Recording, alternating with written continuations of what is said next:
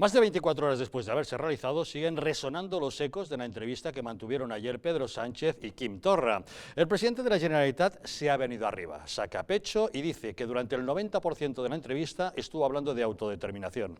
Dice que no renuncia a la independencia y que coincide con Pedro Sánchez en que este asunto, la cuestión catalana que le llaman, es un problema político para el que hay que encontrar una solución política.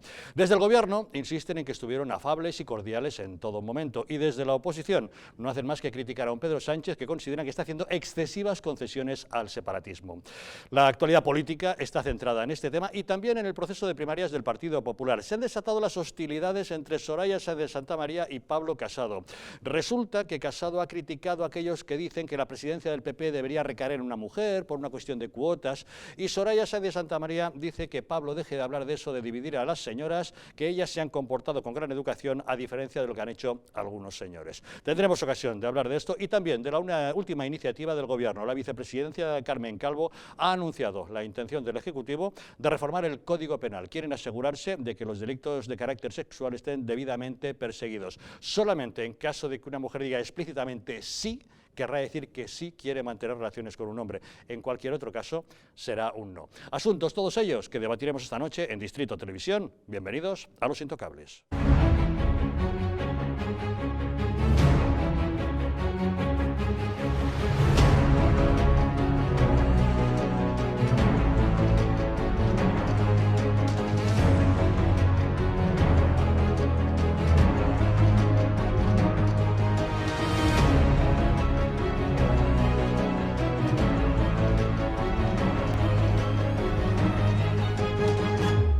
Muy buenas noches. Para abordar los asuntos que hoy nos ocupan, nos acompañan en Los Intocables Javier Galue. Muy buenas noches. ¿Qué tal? ¿Cómo estás, Javier? Gracias por acompañarnos. Igualmente. También con nosotros Enric Martínez Herrera. ¿Qué tal, Enric? Muy bien, encantado de estar aquí otra vez. Buenas noches, gracias por estar con nosotros. Julián Gómez Brea, muy buenas noches. Encantado, Javier. Y Abuya Enfubea, también gracias por acompañarnos. Muy buenas noches. Buenas noches, Javier. Encantado de estar aquí. Bueno, como les decimos, siguen resonando los ecos de esa entrevista que mantenían ayer en el Palacio de la Moncloa el presidente del Gobierno, Pedro Sánchez, y el presidente de la Generalitat de Cataluña, Quim Torra.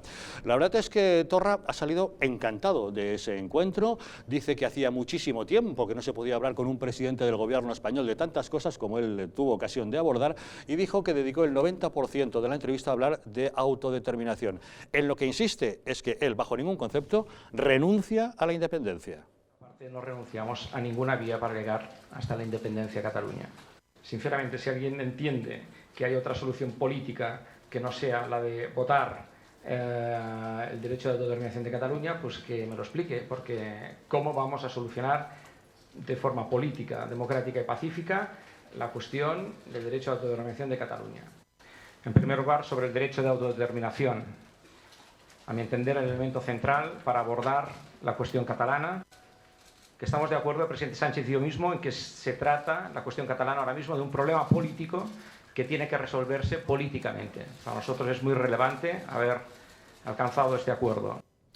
Como ha podido escuchar, Quim Torra dice que no renuncia absolutamente a nada, pero no solamente eso, también le ha pedido al presidente del Gobierno que ponga fin a lo que ha llamado ofensiva judicial y policial contra el independentismo. He pedido al presidente Sánchez que se acabe la ofensiva judicial y policial contra el independentismo. Tiene que acabarse la persecución de las personas por sus ideas, defiendan lo que defiendan. Sobre las comisiones bilaterales, pues cuanto antes las podamos poner en marcha, lo haremos. Tenemos muchos temas a tratar que interesan a Cataluña y, por lo tanto, cuanto antes lo podamos hacer, lo haremos. Nosotros, insisto, no vamos a renunciar a nada, porque no podemos renunciar a nada. El derecho a la autodeterminación de Cataluña no puede renunciar a él, el presidente de la Generalitat de Cataluña, porque es un derecho que pertenece al pueblo de Cataluña y, por lo tanto, no le podemos renunciar.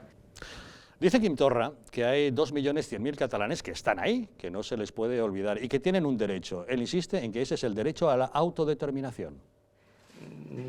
El debate sobre la unilateralidad, multilateralidad, etcétera, etcétera, creo que no es exactamente el debate de este momento. Yo creo que el debate es cómo afrontamos políticamente una cuestión política que es el ejercicio del derecho a autodeterminación del pueblo de Cataluña. Y ahí es donde tenemos que aplicar toda la inteligencia y aplicar toda nuestra capacidad de negociación para ver qué solución le damos a ese punto de partida que nosotros consideramos en el que estamos. Nos autodeterminamos el día 1 de octubre y proclamamos políticamente la independencia el 27 de octubre y que hay 2.100.000 catalanes que están ahí y por lo tanto que tenemos que ver cómo encontramos una solución que pasa siempre no solo por reconocer que es un problema político, sino que es un problema que tiene que votarse. Creo que ese es el punto clave de los futuros encuentros, de las futuras negociaciones con el Gobierno del Estado. Y encima Quim Torra se permite el lujo de ponerse condescendiente. Dice que hacía muchísimo tiempo que no se podía hablar de todo con un presidente español. En segundo lugar, que con el presidente Sánchez hemos hablado de todo. Y hacía muchos meses en el que un presidente catalán no hablaba de todo con un presidente español. Hoy hemos abierto un hilo de esperanza. Esperamos que en la futura reunión o futuras reuniones pues ese hilo se vaya concretando. Insisto, si partimos de que estamos en un problema político, creo que tenemos que hacer todos el esfuerzo para encontrar esa solución política. Como ven, el tono de superioridad y hasta de perdonavidas es innegable, Galvez, ¿no te parece? Bueno, tú imagínate que Pedro Sánchez se hubiese presentado allí cuando al darle la mano con un cartelito que dice Cataluña es España. Que por cierto, Cataluña es España. Sí, pero imagínate que sería una aseveración absolutamente cierta. Cierta, pero ponte que se hubiese puesto ese cartelito. Imagínate cómo se hubiesen puesto los independentistas. Lo hubieran considerado ofensivo. Por supuesto. Eso es lo que ha hecho Torra con el lacito amarillo, que representa políticos presos, que ellos llaman presos políticos, que representa en teoría un Estado represor y una serie de cosas. Eso es lo que le ha querido decir Quim Torra con ese lacito, que yo creo que si tú vas a una negociación o a tenderte la mano con otra persona, tienes que ir con la mejor intención. Tú no puedes ir ya poniendo un pie encima del pie del otro, diciendo tú lo que vas a decir e intentando nunca ceder, ¿no? Él dice que esto es un problema político y en política debe resolverse. Yo creo que es un problema político mientras se hable de política, pero cuando no cumples la ley, el problema pasa a ser judicial automáticamente. El culpable de que no sea político no es el gobierno español ni el Estado español. Pues ya les he escuchado pidiéndole al presidente del gobierno que levanten esa presión judicial y policial, como si pudiera depender del Ejecutivo la actuación del judicial, ¿no? Si lo hace Pedro Sánchez probablemente termine enjuiciado él, porque aquí hay separación de poderes. Entonces yo creo que él sabe por qué lo está diciendo y él está hablando a su gente. Cuando hay una negociación que se quiere que sea win-win, que es este caso, Pedro Sánchez quiere anotarse unos puntos con su gente solamente, y Quim Torra con su gente solamente, cada uno tiene que vender esa reunión como que ha ganado algo. Pedro Sánchez la está vendiendo para su gente, de que ahora sí habla, ya no es inmovilista, que era lo que atacaban a Rajoy. Ahora yo no soy inmovilista, yo sí actúo, yo sí escucho, yo sí tengo el talante famoso de Zapatero. Y Quim Torra, que está vendiendo, mira, le ha regalado un libro que dice, nosotros, ¿cómo es que decía? Un país, ahora un país, ¿no? Todo lo que ha él utilizado en ese momento han sido símbolos de su posición de la cual no se va a mover. Si tú vas a negociar, tú tienes que ir dispuesto a ceder. Yo quisiera saber en qué ha cedido Quim Torra. Enrique, ¿qué impresión te da? Bueno, a ver, en primer lugar, respecto a esta reunión, muy malas maneras, mala educación, lo contrario de la diplomacia. Cuando dos partes se reúnen para tratar de limar asperezas, pues no aparecen cada una de ellas con pancartas, banderas y otro tipo de amenazas, tipo bates de béisbol, ¿no? Se aparece, pues... Hombre, bates de béisbol no hubo, ¿no? Pero estos lazos amarillos, quienes venimos de Barcelona, quienes sufrimos Cataluña o Tabárnia, quienes estamos por allí, por ese territorio del noreste marítimo español, estamos... ya hasta nos llenan los ojos de tanto lazo amarillo. Entonces yo me permito compararlo con un bate de béisbol. Y máxime cuando hace pocos días en Valencia un acompañante de Joan Tardá parece ser, ha golpeado a una mujer que reivindicaba que la Comunidad Valenciana no es Països Catalans, ¿no? Y ha sido golpeada. Es decir, estos son los lazos, hay ya quien les llama no nazis, sino lacis, ¿no? Algo tienen también que ver con la idea de la amenaza de violencia, ¿no? Esto por una parte, ¿no? Luego, supongo que quieres una reflexión más general sobre esta reunión, sobre las pretensiones que tienen Quim Torra y sus secuaces de los lazos amarillos. En primer lugar, me gustaría decir, respecto a lo que él ha dicho, nosotros tampoco renunciamos. Nosotros tampoco renunciamos, ¿no? No renunciamos, primero de todo, a la unidad de España, y a la igualdad de derechos de todos los españoles en cualquier parte del territorio nacional, que es de la nación española, por supuesto, ¿no?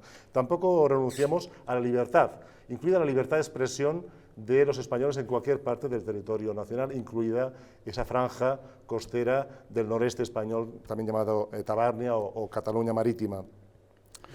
Y, por supuesto, tampoco renunciamos a la solidaridad con el resto de los españoles, ¿eh? No renunciamos a la solidaridad que permite la justicia social, por ejemplo, ¿no? Y para remarcar todo esto y para reforzar todo esto, institucionalizarlo, no renunciamos en absoluto a tener una comunidad autónoma nuestra propia de todos aquellos que no comulgamos con las ruedas de molino nacionalistas y separatistas en Cataluña. En esto que venimos a llamar Tabárnia, podemos buscarle un nombre más elegante, un nombre, aunque Tabárnia es un nombre que ha pegado fuerte, es necesario crear una comunidad autónoma en esa parte de España. Y esta comunidad autónoma, por supuesto, costaría muchísimo menos dinero, no tendría deuda, no tendría despilfarro de gasto público, podría renunciar perfectamente a competencias tan mal gestionadas durante estas últimas décadas como son la educación, de la cual se ha abusado tremendamente para inculcar a los jóvenes las doctrinas, la ideología nacionalista, abusar también con muchísima corrupción en la sanidad pública. Se podría, desde luego, devolver al Estado general, al Estado de todos, o Estado central, como también se le llama, devolver la competencia de sanidad que tantos problemas nos da a los desplazados. Sí, eso estaría muy bien, porque de momento incluso, los nacionalistas, como ven, van con muchas exigencias, pero en el gobierno de Pedro Sánchez parece que están muy satisfechos de las concesiones que están haciendo. La propia vicepresidenta, Carmen Calvo, a la hora de explicar cómo había ido la reunión, dijo, bueno, ha sido una reunión larga, institucional, fructífera, basada absolutamente en la cordialidad, porque aquí dijo que lo que es necesario es reconstruir todos unos lazos que estaban destruidos. Ha sido una reunión larga, seguramente lo saben por la espera a la que han estado ustedes sometidos, pero concluyo, ha sido una reunión de trabajo eficaz, institucional, pero también llena de cortesía y de cordialidad. Por nuestra parte, se va a sostener este clima y esta propuesta de trabajo, porque creemos que hay que aportar soluciones, porque creemos que todo el mundo tiene y debe que ayudar y porque en ese plano el Gobierno de España da un paso importante para que a Cataluña llegue lo que seguramente toda la sociedad catalana también espera. Reconstruyamos espacios que habían quedado destruidos y seamos capaces de encontrar puntos de apoyo fundamentalmente para mejorar, en este caso, la vida de los ciudadanos y de las ciudadanas y la posición de Cataluña en el conjunto de España. ¿Excesivas concesiones por parte del Gobierno, don Julián? Excesivas concesiones desde el primer momento. Bueno, yo situaría, cambiaría el escenario. Estamos hablando como una reunión dentro de una normalidad democrática, dentro... A mí lo que me parece es que el escenario ya, o sea, todo el escenario, toda la puesta en escena, la misma reunión, el mismo gobierno, o sea, el hecho de que Quim Torras sea un portavoz, todo esto yo lo deslegitimo. O sea, parto de la premisa que no es legítimo que este señor tenga una portavocía. O sea, podrá ser... Bueno, él es presidente de la Generalitat de Cataluña de manera legal. De manera legal porque claro, se ha alterado la ley de tal forma que se puede hacer, que se ha estirado como un chicle. El sistema que nos hemos dado en España, todo parte de ahí, o sea, todo parte de la troyana, del régimen del 78. Parte de las leyes esenciales, la ley de partido, cómo puede permitirse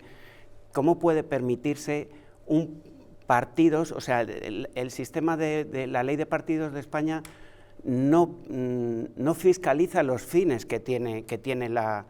O sea, lo único que controla es que el sistema interno sea democrático. Cualquier partido puede tener como fin destruir España. Entonces, partiendo de esa base, todo lo demás... Entonces, ¿esto es un problema político? Sí, un problema más bien filosófico. Siempre andamos debatiendo qué es y qué no es España.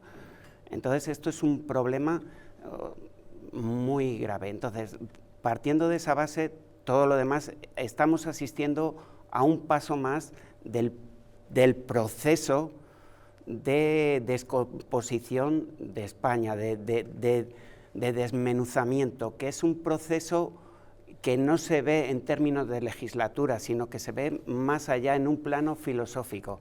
Entonces, desde el momento que se juega con la ambigüedad del artículo 2 de la Constitución, que introduce el término nacionalidades, que introduce determinados elementos, España está, que todo esto se asocia con la leyenda negra. Bueno, provengo de la escuela de Gustavo Bueno, entonces todo esto proviene de la leyenda negra que hemos asumido, que estamos avergonzados. No se puede decir España, o sea, yo es que, o sea, este país, no se puede decir España, no se puede decir España porque es una palabra maldita. En efecto, comentaba antes con Javier que bueno, que esto ha cambiado un poco a raíz del 1O del año pasado, que ya se ven banderas, es cierto, ahora se ven banderas, pero todavía siguen llamándote facha. Entonces, acabo.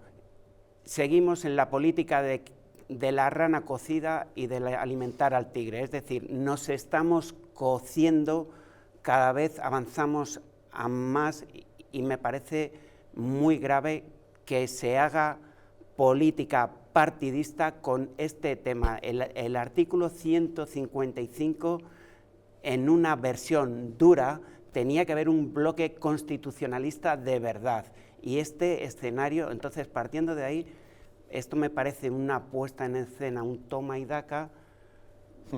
Pues es en lo que estamos, Abuy, ¿qué impresión te da?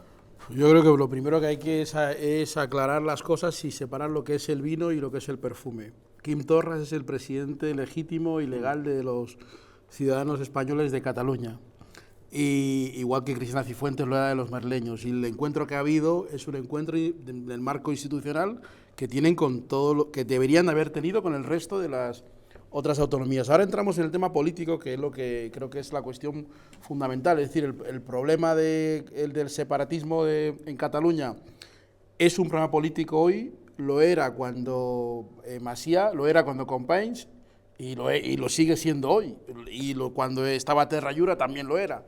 Entonces es un tema político en el sentido de que es político porque quiere destruir una unidad política que se llama España, por tanto es un tema político.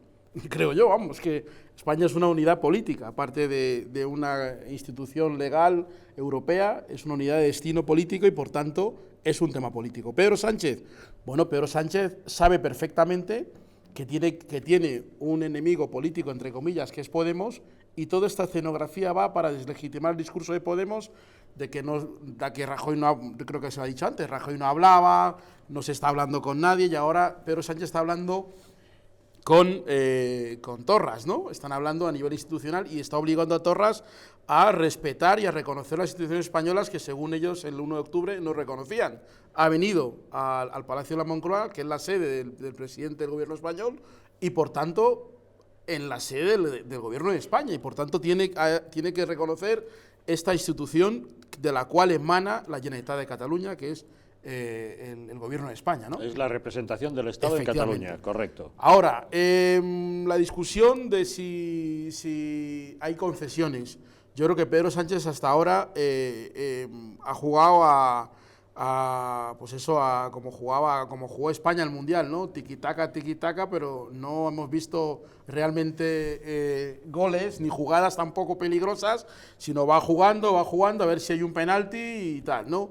Pedro Sánchez, yo no creo que le vaya a dar ninguna concesión a Torras, salvo la dialéctica que ha hecho la señora vicepresidenta, ¿no? Carmen Calvo. Carmen Calvo, de decir que además ha hecho un discurso Carmen Calvo que es literario totalmente, ha repetido una serie de conceptos que nadie vamos a hablar, porque esa es la idea, ¿no? Agotar el tiempo hasta que lleguen las elecciones y se vea, por un lado, no les hemos dado nada, pero parece que les hemos dado algo y por lo menos podemos ir a unas elecciones. Yo creo que Pedro Sánchez no le está dando nada en este momento al separatismo. Lo que está haciendo es vender humo, vender que le estamos dando algo, vender que estamos negociando. Pero bueno, le está dando alas. La oposición sí que está criticando las concesiones que hace el gobierno. Desde el Partido Popular Catalán, por ejemplo, Xavier García Albiol ha dicho que, bueno, que Mariano Rajoy también se entrevistó en su día con Carles Puigdemont, pero que la diferencia fue que no le concedió nada, a diferencia de lo que hace Sánchez, que en su opinión está pagando las facturas por los votos para su investidura. Y dice Albiol que al final eso lo pagamos todos. Mariano Rajoy se reunió también con Carles Puigdemont, pero el resultado es evidente que fue muy distinto. Mientras Mariano Rajoy escuchó, pero no aceptó ninguna de las propuestas, no aceptó ninguna cesión ante el independentismo, lamentablemente el presidente Pedro Sánchez está pagando las facturas que le ponen encima de la mesa a los independentistas a cambio de su voto en la investidura.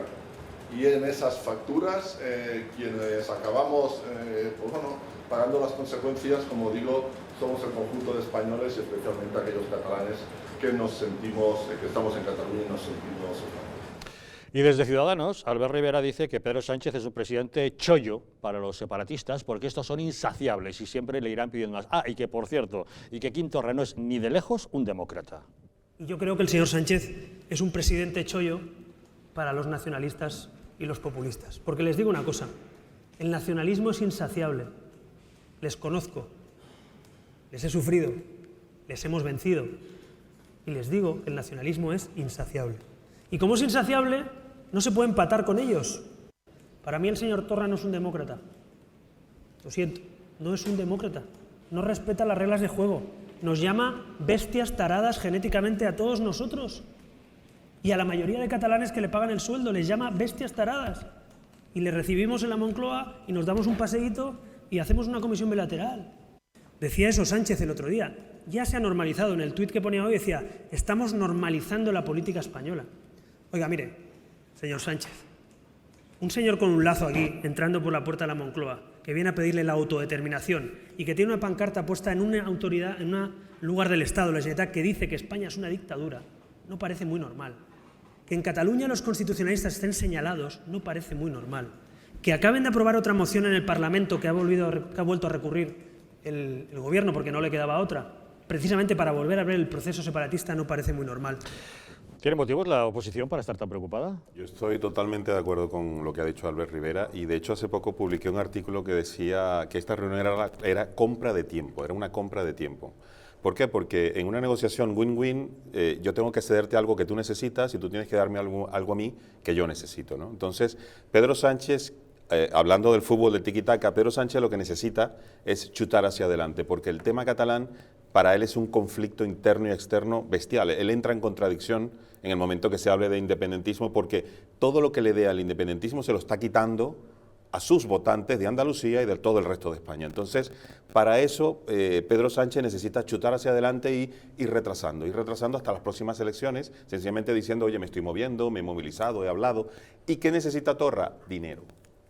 Yo no creo que haga concesiones políticas Pedro Sánchez porque no puede, pero dinero sí puede.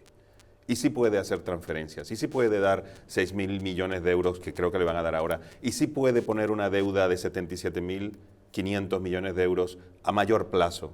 Y eso es lo que necesita Torra para seguir financiando el independentismo y para pagar todas las deudas que tienen por precisamente desviar dinero, según parece, supuestamente, a otras cosas. Entonces, eso es una compra de tiempo por parte de Sánchez con dinero que necesita Torra. Y eso es lo que estamos viendo ahora y que veremos todo este tiempo, chutando hacia adelante. Veremos que al final la firma, el gol, no va a llegar. Pero el tiquitaca nos van a tener los 120 minutos más los penaltis, que estaremos empatados en penalti hasta el infinito. Bueno, a ver, eso de hablar de todo, en principio hablar, si realmente fuera, en el sentido estricto de la expresión hablar, hasta ahí todo muy bien, ¿no? Hablando la gente se entiende. Ahora, en Cataluña, el nacionalismo catalán llama a hablar a lo que es sentarse a negociar y por tanto conceder. Ellos esperan nuevas concesiones. Y claro, aquí estamos tratando con unas personas y con un movimiento organizado desde arriba, con financiación pública, que es el movimiento nacionalista, separatista catalán, que ha jugado muy fuerte. Ha jugado tan fuerte, ha apostado tan fuerte que ha jugado al golpe de Estado. como en el 34 también, como en 1934, un golpe de Estado. Y claro, sin llegar a esos extremos de radicalidad, en Canadá, cuando Quebec hizo su segundo intento de secesión, de soberanía y asociación, como lo llaman allí, en el año 96, el gobierno y las instituciones del conjunto de Canadá tuvieron muy claro que quien juega y arriesga, está arriesgando algo, tiene algo que ganar, pero también tiene algo que perder. Cuando has hecho una apuesta tan fuerte como pretender la secesión de una parte del país, también tienes que poder perder algo. En el caso de Cataluña, no solamente es que han apostado por la secesión, sino que han intentado imponerlo por la fuerza, retorciendo el sistema legal, las instituciones que nos hemos dado con el régimen de 1978, la Constitución, ¿no? Y eso se llama golpe de Estado. Y además, teniendo bajo sus órdenes a 17.000 personas armadas del cuerpo de Policía Autonómica, mozos de escuadra, algunos entrenados en Israel, por ejemplo, y además más de 10.000 policías municipales, muchos de los cuales en muchos municipios han entrado por enchufe y por tanto son de obediencia absoluta y ciega al nacionalismo. Por tanto, quien ha apostado tan fuerte, tiene que perder algo. Y aquí parece que vamos a estar en lo de siempre, en que ellos siempre son incrementalistas, siempre van avanzando nuevas posiciones, en una guerra de posiciones, avanzando hacia nuevas trincheras, pero nunca pueden perder terreno, nunca ceden terreno, ¿no? Esto es una consideración. Y la segunda consideración, y última para esta intervención, es la de las bestias humanas. La de las bestias humanas. Ellos nos han llamado a la mayoría de los españoles de Cataluña, porque hay que recordar que ellos son poco más de un tercio de los españoles de Cataluña, poco más de un tercio, sobre censo electoral y sobre censo demográfico. Nos han llamado bestias humanas al conjunto de los catalanes que no comulgamos con ellos y al conjunto de los españoles. Pero esto de bestias humanas, que son expresiones literales del señor Torra, a quien le llama también Turrat, ¿no? El señor Torra, me hacen pensar en el racismo decimonónico y en el pecado original de buena parte, no digo toda, buena parte de la burguesía catalana, de la alta burguesía catalana, que es el comercio de esclavos en los siglos XVIII, después de 1714, y durante el siglo XIX. Esa acumulación primigenia capitalista, que diría Carlos Marx, ¿no? Pues esa acumulación primigenia capitalista se basa sobre todo en la economía del esclavismo, es decir, en la exportación, en la extracción por la fuerza y puesta a la venta en las Américas, ya incluso después de la independencia de las Américas todavía, tráfico de esclavos, de africanos, y luego su explotación en lugares como las Grandes Antillas, en Cuba, Puerto Rico y otras zonas del Caribe, ¿no? De ahí procede el nacionalismo catalán, en el fondo, ¿no? De ahí procede el nacionalismo catalán. Y bueno, y aquí está con nosotros el señor Abuy en Fubea, que seguramente tendrá algo que decir al respecto. Hombre, bueno, no sé si con la venia, ¿no? Por supuesto, adelante. Hombre, es evidente que está muy estudiado que el origen del nacionalismo catalán, pero de todo lo que fue gente como Antonio López, como Gaudí, bueno, una serie de personas, y Güell, pero si tú coges el tren que sale de Barcelona dirección a Mataró, pues puedes ver todas las casas de los indianos, que se llaman, ¿no? Y cómo el sustrato de cuando se reúne la primera reunión de Manresa, aquella famosa, como la mayoría eran... ¿De las bases de Manresa? Las bases de Manresa, la mayoría de las personas que reunían ahí eran personas que eran directivos del Diario de Barcelona, que era el periódico que se oponía al que había en Madrid, al abolicionista, que eran dos medios, y cómo ese discurso racista, cuando España pierde el imperio, se vuelve contra España y para crear una nueva, digamos, un nacionalismo con todas esas bases. Desgraciadamente, ahora que está de moda ir contra la Constitución del 78, antes no estaba de moda, ahora de repente todo el mundo se da cuenta de que es un problema. No, todo el mundo no, ¿eh? De repente mucha gente se da cuenta de que de repente parece como...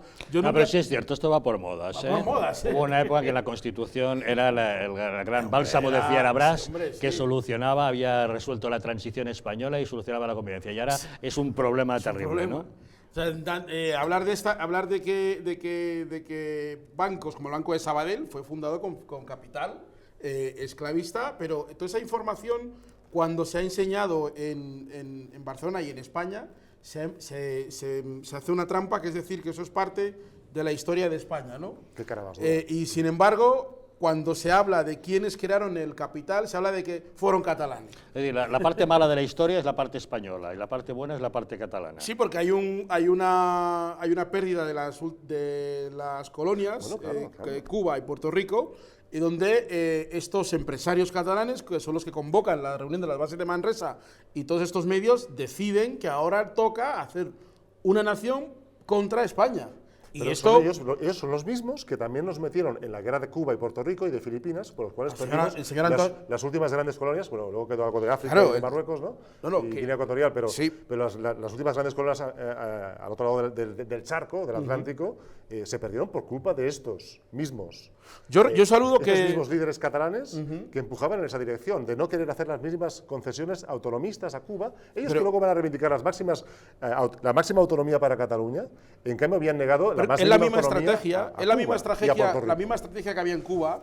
En Cuba se produce la guerra porque los catalanes se niegan a abolir la esclavitud. Y ahí están los últimos discursos o documentos del famoso presidente de la República Española, que es catalán, ¿cómo se llamaba? Prim. La muerte de Prim, en eso tiene mucho que ver porque cierta burguesía catalana no... Hay que tratar o sea, hay problemas muy serios, y sí es un problema político, pero ojo, tenemos una sociedad política que claro, o sea, aquí hay una nación, que están siempre con el término de nación. Entonces, lo que hay que ver es, y vamos... Pero es una nación política, ¿no?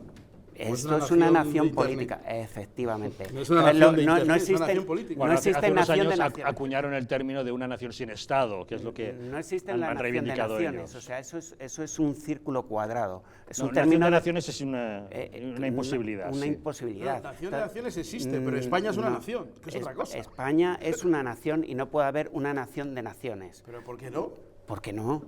Una cosa es que España no lo sea, por su historia de 500 años. Pero hay un montón de naciones porque en el son mundo. términos excluyentes. Si es una nación es soberana que tiene un dominio sobre un territorio, y si es una nación, esa nación es la que tiene el dominio sobre la capa cortical, sobre las fronteras, que tiene el poder militar. Entonces no puede haber dos naciones con dos poderes militares diferentes, que es lo que ahora pretende. Bueno, siempre están tirando al máximo para... Esto es un debate de derecho constitucional que puede ser importante, pero la cuestión política que nos lleva en este momento es que si España es una sola nación, que España es es una sola nación. Hay otras naciones que no tienen la misma historia que España. Bueno, discrepo completamente. O sea, vamos a ver, pero hay cosas hoy que no son comparables. No, vamos a ver, Estados Unidos, como su nombre indica, es una serie de estados diferentes que deciden unirse. El Reino Unido es la unión de varios países diferentes.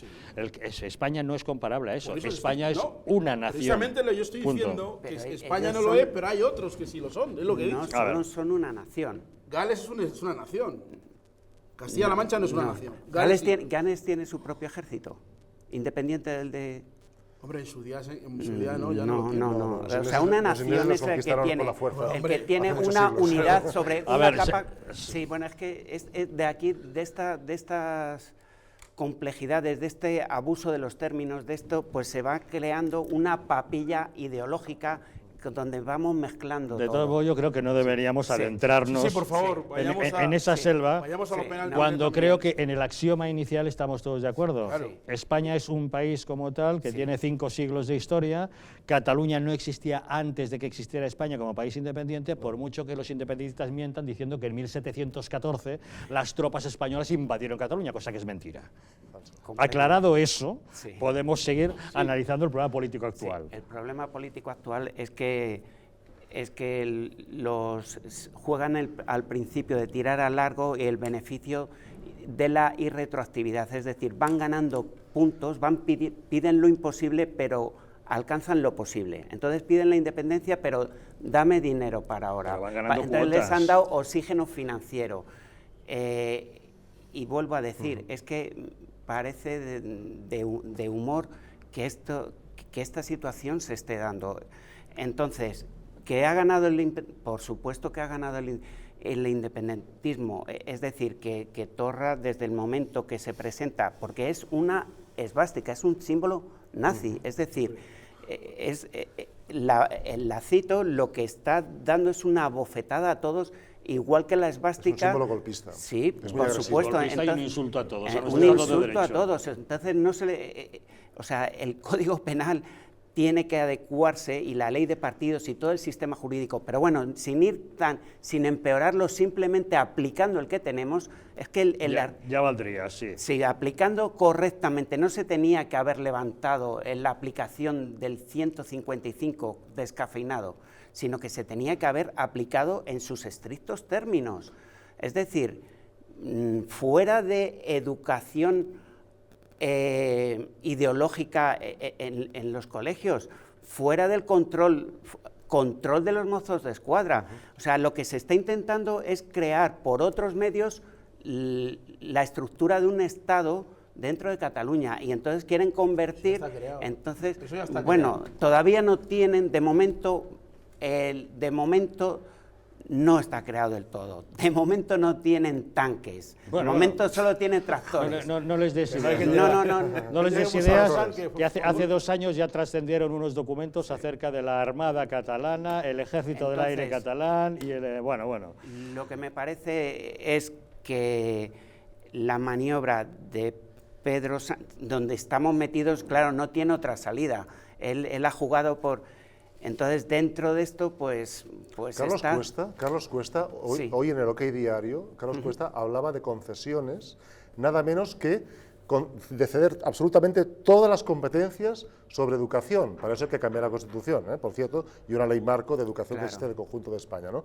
Y hablaba también, Hablamos Español, una asociación que recoge firmas para presentar una ILP, Iniciativa Legislativa Popular, para defender el derecho de todos los españoles a usar su lengua en el conjunto de España, en cualquier parte de España.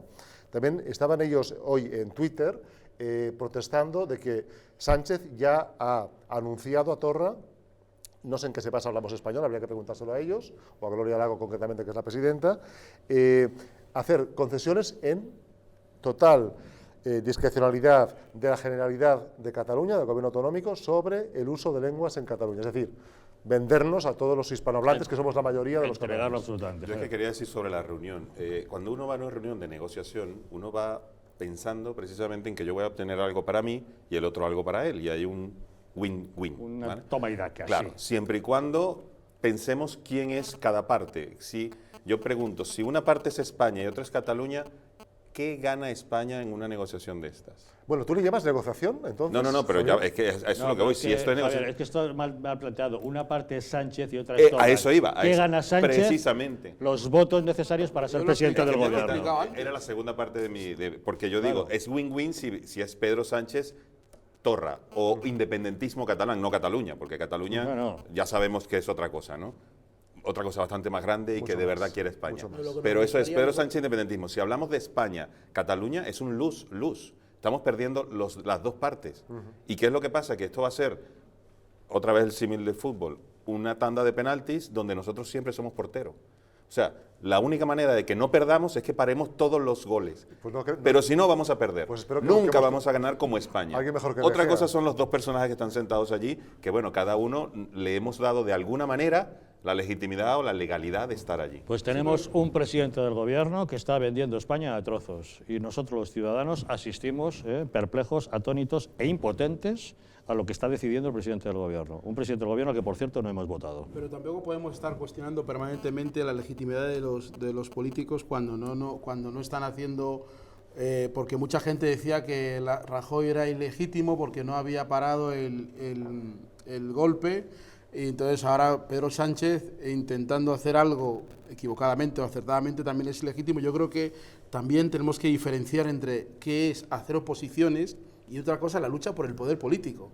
Porque a veces la gente piensa que la historia de España es gente que permanentemente hace oposiciones para ganar un puesto. Pero Abuy, no podemos tener un político que defienda los intereses de España. Ya, pero por eso mismo lo que estoy diciendo es que... Con firmeza. Estoy de acuerdo que contigo. No ponga en cuestión la Carta Magna, que es la primera ley de los españoles, que es la Constitución. Que no ponga en cuestión lo que esa Constitución consagra, que es, por ejemplo, la unidad territorial.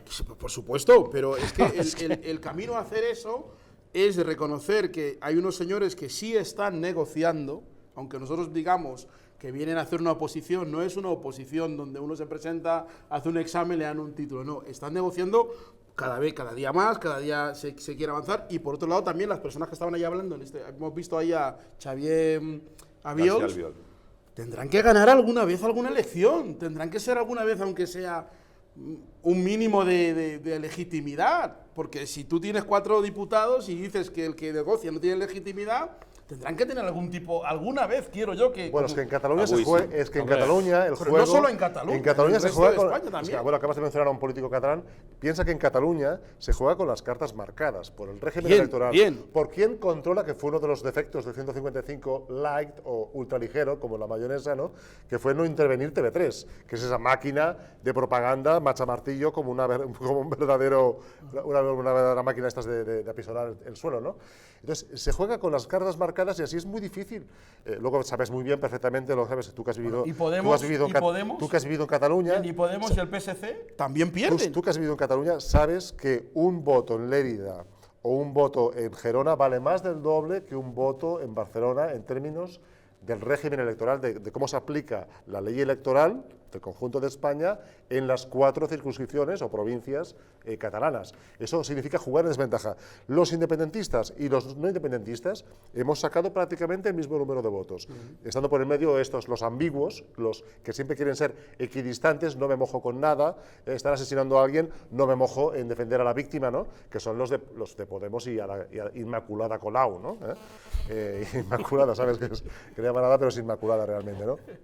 Entonces, realmente tenemos el mismo número de votos, pero claro, por ese régimen electoral tramposo, pues ellos consiguen muchísimo más diputados. Estos son cartas marcadas. Y luego, como digo, el control de TV3 y de todo el ámbito mediático de medios de comunicación de Cataluña, prácticamente la totalidad, que me corrija Javier Algarra, que lo sabe mejor que yo, en principio todo él está subvencionado. Y por tanto está bajo control de los nacionalistas, con lo cual, cartas marcadas absolutamente. ¿Cuál es la libertad de expresión? Libertad de información. El PP y el PSOE ganaron al PNV y le arrancaron Euskal Telebista. Pero les ganaron, juntos. Y el PNV se tuvo que ir. Pero esta idea de que van a gobernar siempre, cuando se vaya Puigdemont viene Torras, luego vendrá otro Torras, y luego otro Torras, y luego otro Torras... Por lo menos podemos congratularnos de que por primera vez en la historia un partido no nacionalista, Ciudadanos, ha ganado las elecciones en Cataluña. Inés Arrimadas no ha conseguido sumar la fuerza parlamentaria suficiente para formar gobierno, pero ha sido el partido más votado por primera vez en los últimos 30 años. Eso ya es un paso. Eso ya es un paso, pero te quiero decir que... también es un paso las manifestaciones organizadas por Sociedad Civil Catalana, las banderas españolas, el seguimiento a la selección, el hecho de que se haya salido del armario, Tabarnia y una serie de cosas que ya iba siendo hora. En fin, el tema de Cataluña, para algunos una cuestión política, un problema político que requiere una solución política, para otros un tema fundamental en el que nos estamos jugando la supervivencia de España. Pequeñísima pausa y volvemos para hablarles del proceso de primarias en el Partido Popular, donde se han desatado las hostilidades entre Soraya Sáenz de Santamaría y Pablo Casado.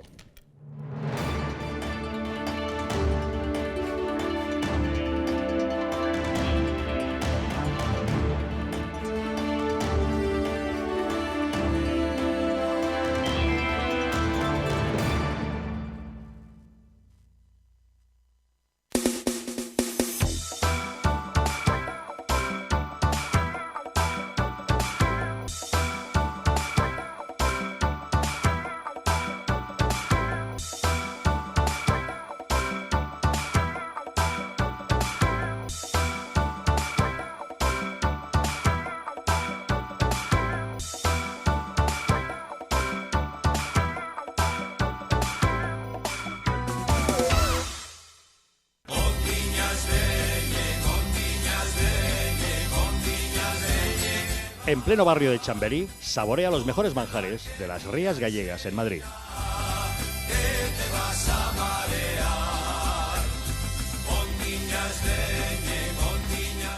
Restaurante Villafoz, el mejor sabor de Galicia en Madrid. Te esperamos en la calle Gonzalo de Córdoba, número 10. Teléfono para reservas 91 593 88 71.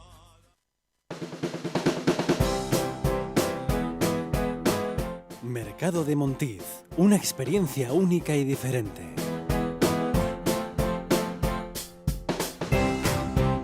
Basados en la gastronomía tradicional.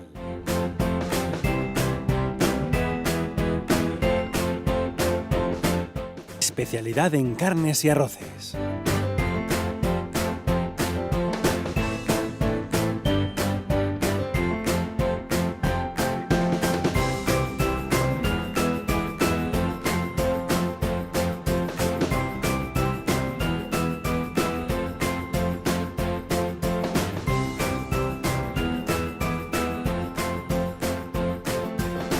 Mercado de Montiz. Ven y disfruta de un momento único.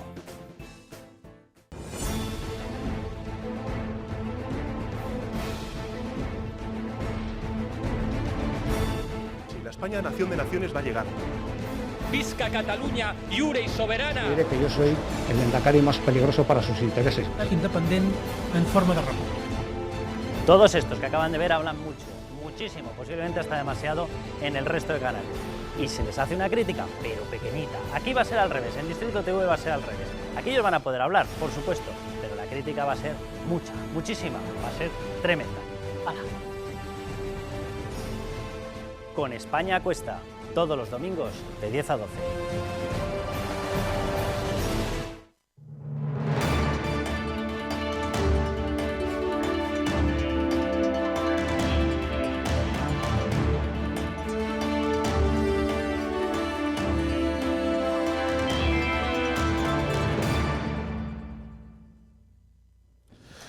En la crónica política nacional seguimos muy pendientes del proceso de primarias en el Partido Popular, donde se han desatado ya las hostilidades entre Soraya Sáenz de Santamaría y Pablo Casado. Verán ustedes, Pablo Casado ha criticado a aquellos que dicen que lo ideal sería que la presidencia del Partido Popular fuera para una mujer, por eso de las cuotas y por eso de que sean las mujeres, la visibilidad y todo eso. Pablo Casado ha dicho que él no está de acuerdo con las cuotas, que tiene que dirigirlo pues la mejor persona, la más indicada, prescindiendo de que sea hombre y sea mujer. Y al haber caído en ese tema de hombres y mujeres, pues bueno, sus comentarios no han sido muy bien recibidos. Soraya Sáenz de Santamaría le ha recriminado que hable de señoras y de señores en un afán de dividirles. Ha dicho Soraya que las señoras se han mostrado con una corrección exquisita, mientras que algunos señores no, y le ha recordado a Pablo Casado que lleve cuidado, que a lo mejor sí cree que cuando llegue al Congreso todos los votos y apoyos que tenía otros candidatos que han quedado descabalgados, como María Dolores de Cospedal, si cree que van a ser para él, pues que no necesariamente está en lo cierto.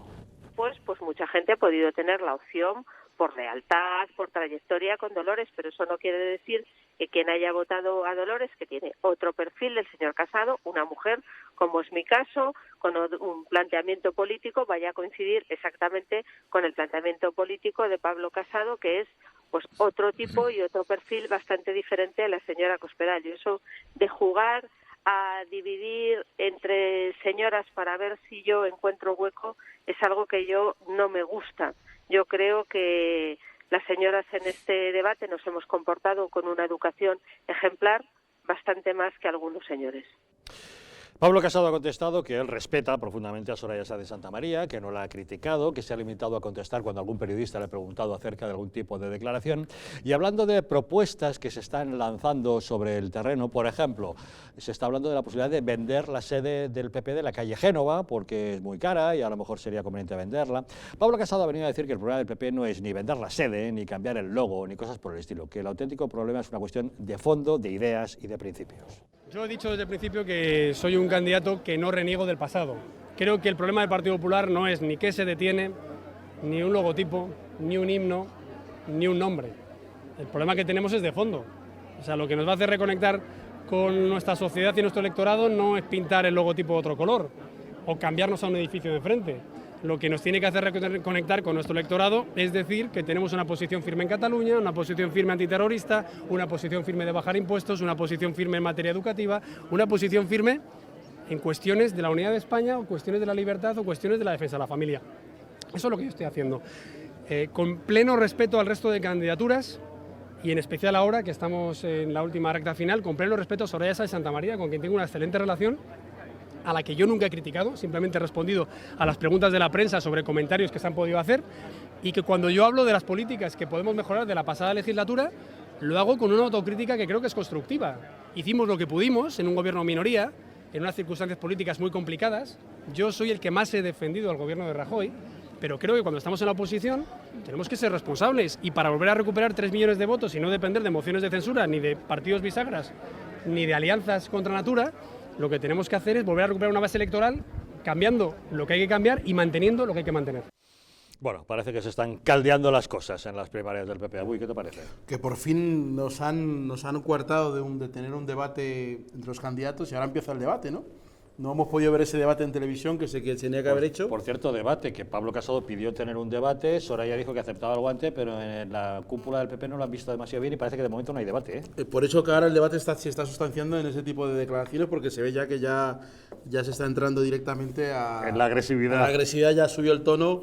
Yo creo que por parte de Soraya, bienvenido, el Partido Popular se moderniza, ¿no? El discurso de género y el feminismo, al final lo ha tenido que estar echando mano Soraya de él para justificar que ella tiene que ser la que esté al frente, no solamente porque haya ganado, sino porque también, además, porque soy mujer y además Cospedal también es mujer, entonces es importante que el PP se haya modernizado en ese aspecto. Luego también creo que el tema de la meritocracia, que siempre se habla de que no importa que sea mujer, no importa que sea negro, no importa que sea español, en el caso cuando se hablaba en Europa de dar cargos a los comisarios, se decía no importa que sea español o portugués, mientras que sea bueno, dando por hecho que todos los cargos alemanes y suecos son buenos y son súper sabios, ¿no? Y en este caso que sea precisamente Soraya Sáenz de Santamaría y la gente del Partido Popular la que de alguna forma cuestione esa lógica hegemónica de pensamiento, pues me parece muy interesante y que llegue en este momento. Luego, en el tema de las ideas, siempre se dice que la derecha, en el Partido Popular, se dice que hay que recuperar las ideas y se va a recuperar a los votantes. Pero ¿alguien se cree que la gente que se ha ido del PP para votar a Vox o para votar a Ciudadanos va a volver solamente porque haya un cambio de sede o porque haya un cambio o porque se diga o porque se persiga o porque se diga se haga de la política migratoria el chivo expiatorio? Eso lo hizo la señora que fue ministra de Sanidad, atacando a los inmigrantes mientras que ella robaba en un Jaguar, y sin embargo el PP no mejoró. Y esas estrategias que son para hablar de las ideas de un partido, pero ¿cuáles son las ideas del PP de las cuales habla el señor Casado? ¿Cuáles son? El PP son 4 familias diferentes, no lo olvidemos, no es una sola familia. Los liberales son unos cuantos, no son todo el PP. En PP hay democracia cristiana, hay la gente de Fraga, hay de todo. Entonces, cuando se dice las ideas del PP, es el poder, porque el poder es el que hace que la gente esté en todos unidos. Pueden compartir un ideario, ¿no? Claro, pero está claro que hay más un debate o menos ideológico. En la refundación de principios de los 90, con José María Aznar, cuando se pasa de Alianza Popular al Partido Popular, se consigue aglutinar a esas familias, convertirlas en un único partido, compartir un ideario. Con mayoría absoluta. Sí, y quizá la queja ahora de las bases del PP es que durante el gobierno de Mariano Rajoy se ha perdido un poco las esencias de ese ideario, y eso es lo que han criticado. Porque la sociedad española ha cambiado, la sociedad española no es la de Paco Martínez Soria, es otra sociedad, la de Javier Algarra, que es otra sociedad diferente. Tenemos partidos como Podemos, tenemos partidos como Ciudadanos y tenemos partidos como Vox, que en el centro derecha el espacio se ha hecho muy pequeño, hay muchos grupos y los grupos que se mueven en el nacionalismo también son de derechas y no hay mucho espacio para que el PP tenga esa hegemonía tan importante. Y además la sociedad también ha cambiado tanto que la propia gente del PP también es autocrítica, se está moviendo. Claro, por eso antiguamente no. Por eso ha perdido votos el PP, lógicamente. ¿Cómo lo vemos? Bueno, pues yo no puedo disentir más de mi compañero Abuy, estoy en las antípodas. Es decir, creo que Pablo Casado, compro su discurso, es decir, que el PP, igual, o sea, España necesita claramente un bloque constitucionalista serio, solvente, y la propia dialéctica de las democracias realmente existentes al final desemboca, igual que las ligas de fútbol, igual que los competidores, todo acaba en dos, uno frente a otro. Entonces, pueden haber distensiones y esto, pero al final todo acaba en dos grandes bloques. Entonces, se necesita para la propia supervivencia de una democracia partidos fuertes, aglutinadores, que atrapen varias tendencias. Entonces, las ideas que ha manifestado así a bola pluma, es decir, necesitamos saber quién es PSOE y quién es PP y qué defiende cada uno. Entonces, pues creo que es muy oportunista la postura de Soraya Sáenz de Santamaría, completamente postureo, nos mete en esta papilla del fundamentalismo, de la progres, del discurso, ¿por qué una mujer tiene que tener derechos diferentes? O sea, yo he ejercido como abogado de violencia de género. Es que, ¿por qué tiene que tener una mujer un régimen jurídico diferente? Hay que solucionar los temas, pero la desigualdad institucionalizada, ¿por qué las cuotas? No, ¿por qué cuotas? No. Es que tiene que ser los propios méritos. O sea, los propios méritos con sus correcciones y si se detectan abusos en esto, entonces me parece que hay que entrar en una batalla de posturas y no de formas. Parece un tema interno y un tema pues temporal, pero es que por lo menos hasta las últimas elecciones el Partido Popular era el más importante de España. Digo era porque hoy no lo sabemos. Claro, hoy por hoy sigue siendo el que más diputados tiene en el Congreso. Sí, ¿no? por eso, pero eso fue de las últimas elecciones. Las vigentes.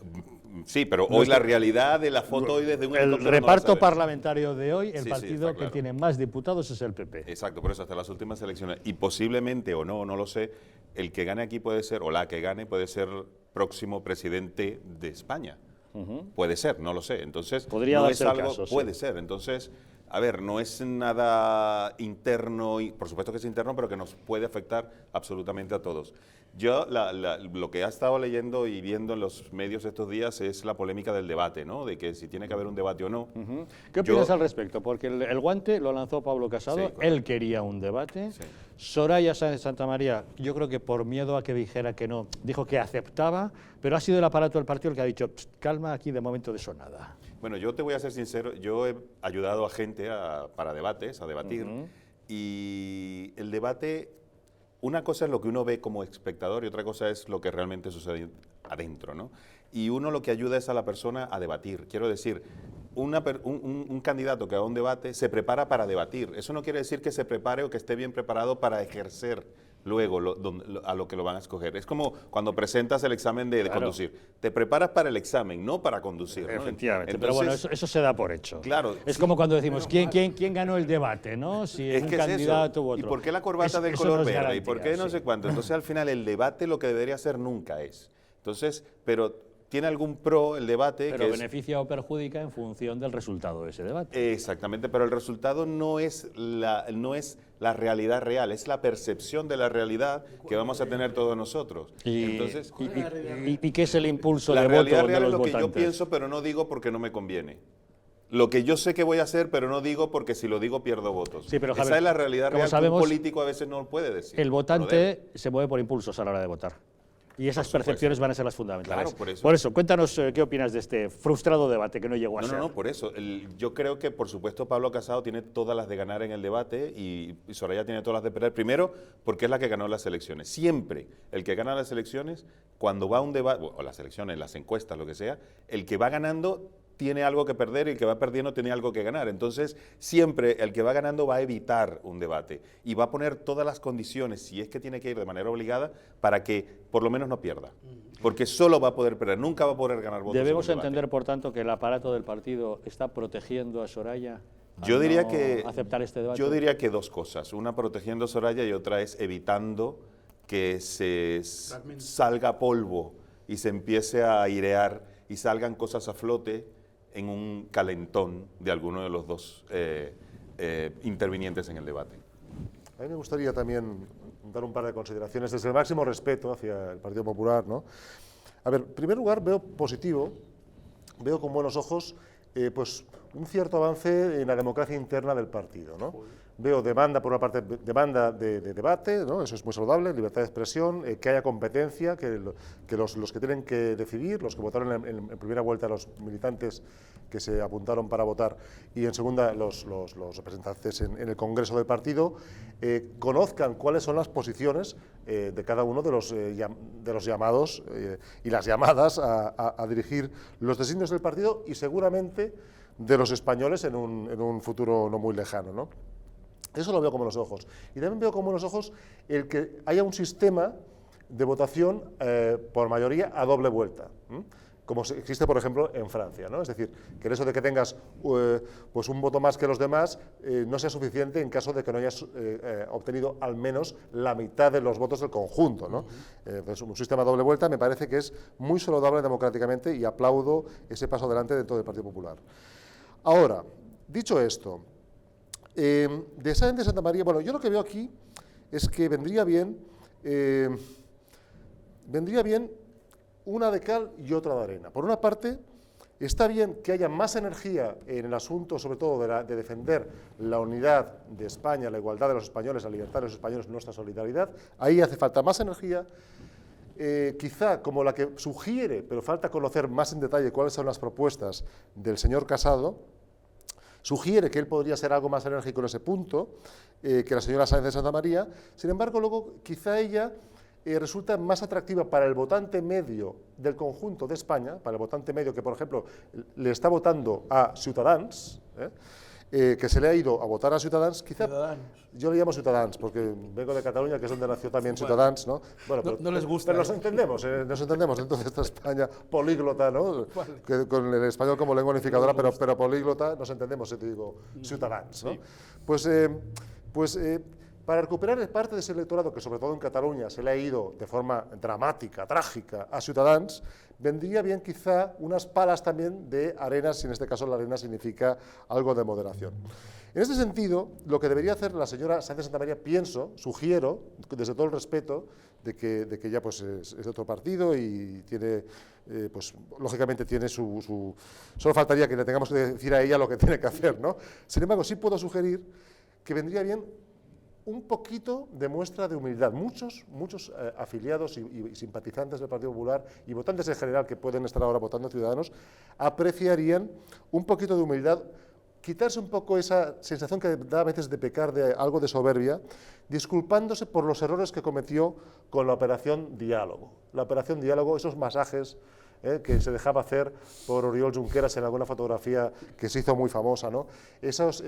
A ver, yo aprecio mucho el esfuerzo que ella hizo de intentar confiar en el diálogo, pero es que 40 años de democracia reciente, y si contamos estos periodos de la historia de España, pues mucha más historia, nos enseñan que una cosa es dialogar y otra cosa es conceder, y que las concesiones no logran aplacar a esta bestia siempre insatisfecha, que es el nacionalismo catalán. Ella debería haber aprendido de nuestra historia y por lo menos no haberse jugado todo a una sola carta del diálogo, al menos haber tenido preparado un plan B, un plan C y un plan D que no se han visto porque el 155 no se desarrolló bien.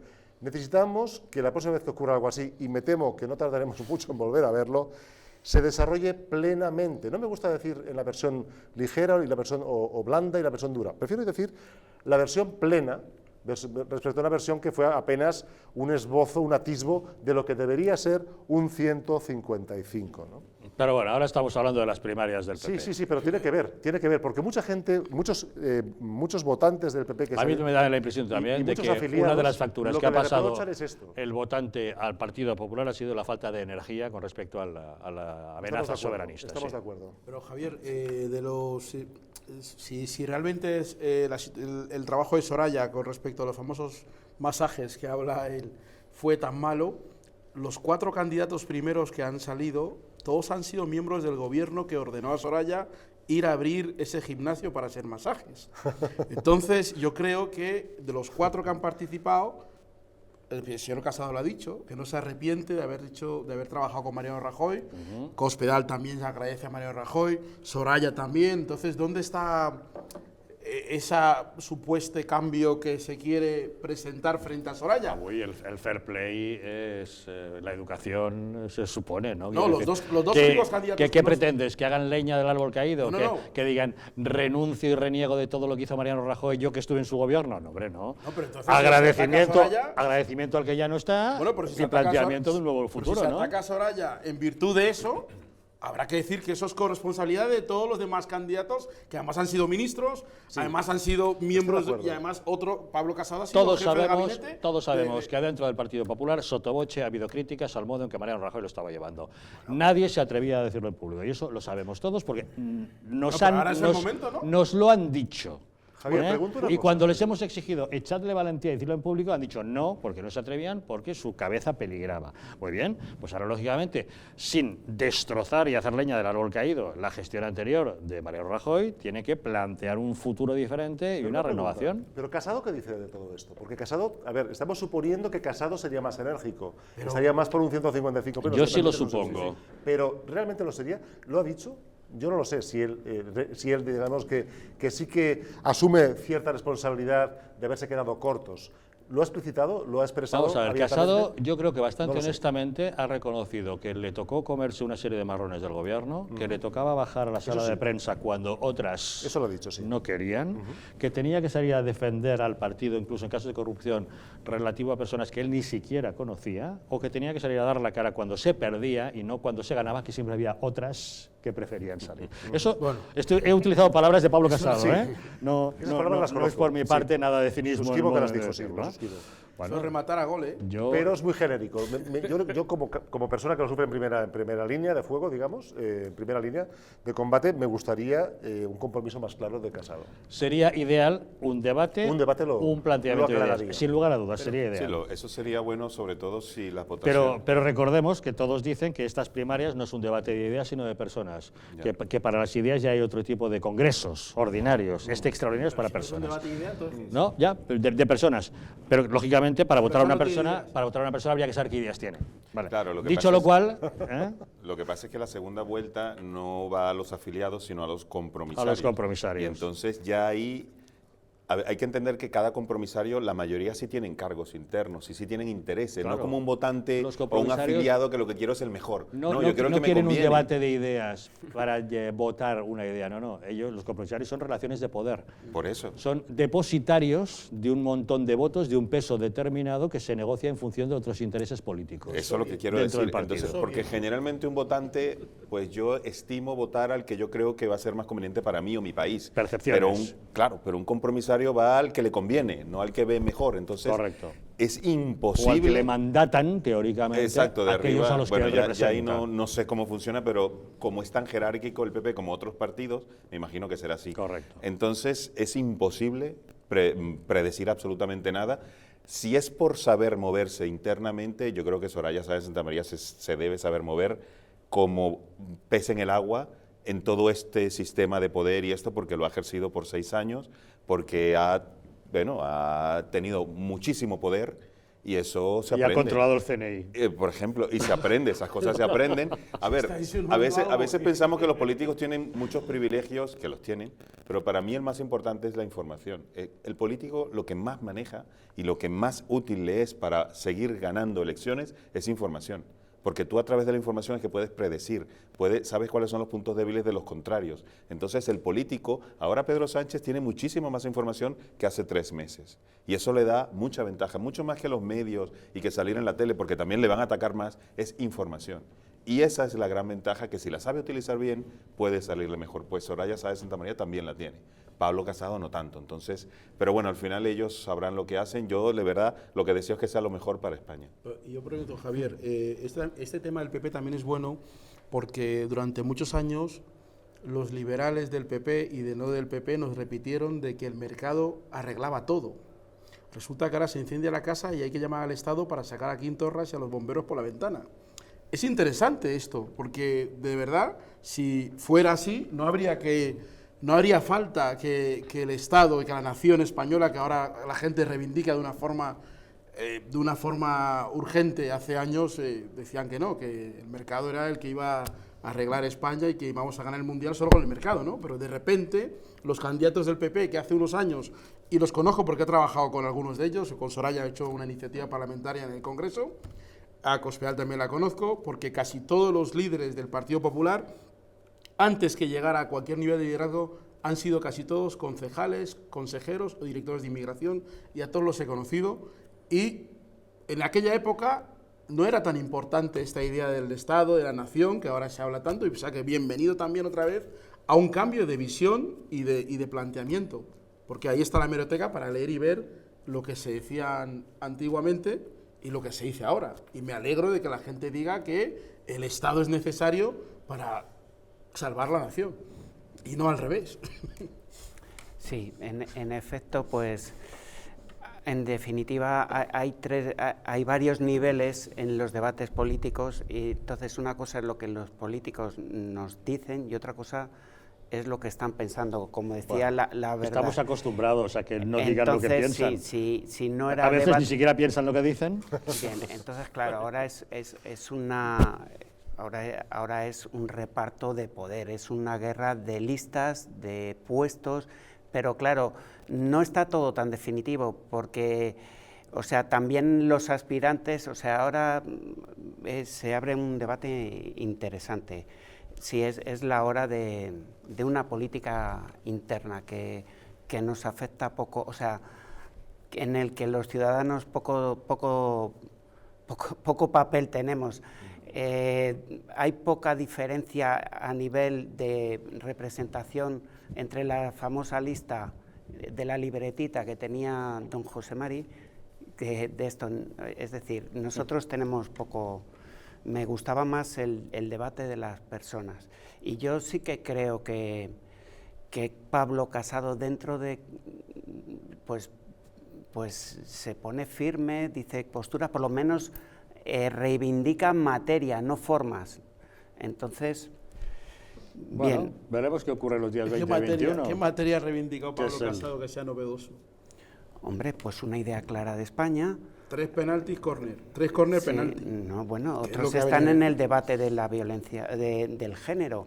Él reivindica definir por lo menos ideología, definir posturas. Eso ya es interesante. No, Soraya también se ha posicionado. Soraya también se ha posicionado. No, está en la papilla democrática, en la papilla de los nuevos tiempos, en la papilla de lo que estás todo el rato diciendo bienvenido a la actualidad, bienvenido a las nuevas formas. Es que es el Partido Popular, no es Alianza Popular. No. Es el Partido Popular, ya sí, es otro momento. Sí, claro. Bien, los momentos de la defensa de la eutasia de un país, es decir, un país tiene que buscar su eutasia. Los políticos están ahí no para servirse ellos ni para servirse sus grupos.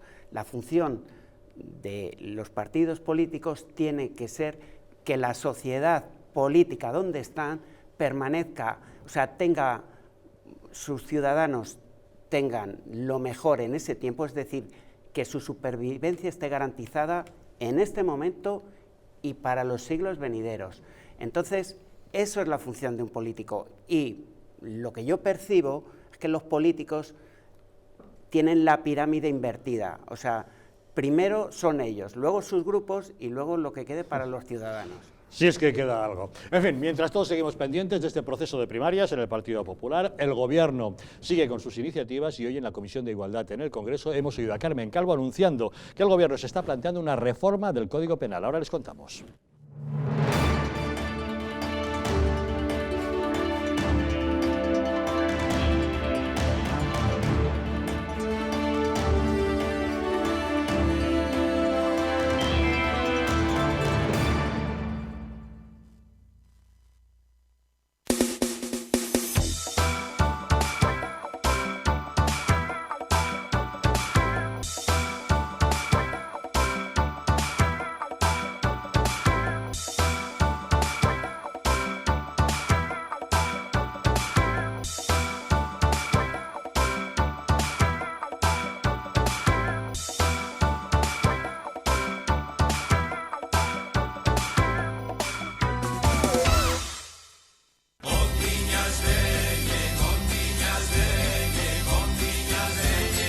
En pleno barrio de Chamberí, saborea los mejores manjares de las Rías Gallegas en Madrid.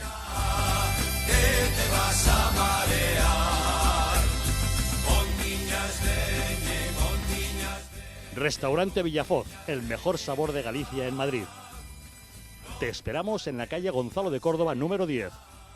Teléfono para reservas 91 593 88 71. Mercado Las Águilas, el mercado de toda la vida ahora más cerca de ti. Más de 70 establecimientos.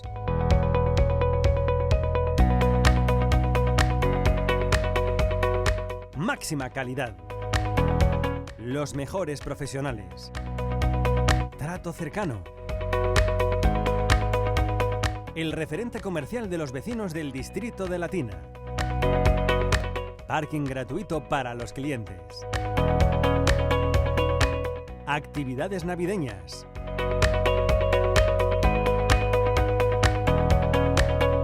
Show cooking. Y degustaciones gastronómicas.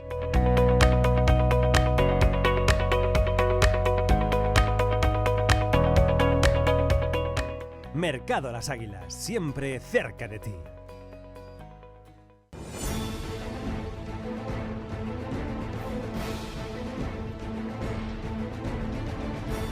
Si la España nación de naciones va a llegar. Visca Catalunya lliure i soberana. Diré que yo soy el lehendakari más peligroso para sus intereses. Independent en forma de república. Todos estos que acaban de ver hablan mucho, muchísimo, posiblemente hasta demasiado en el resto de canales. Y se les hace una crítica, pero pequeñita. Aquí va a ser al revés, en Distrito TV va a ser al revés. Aquí ellos van a poder hablar, por supuesto, pero la crítica va a ser mucha, muchísima, va a ser tremenda. ¡Hala! Con España Cuesta, todos los domingos de 10 a 12.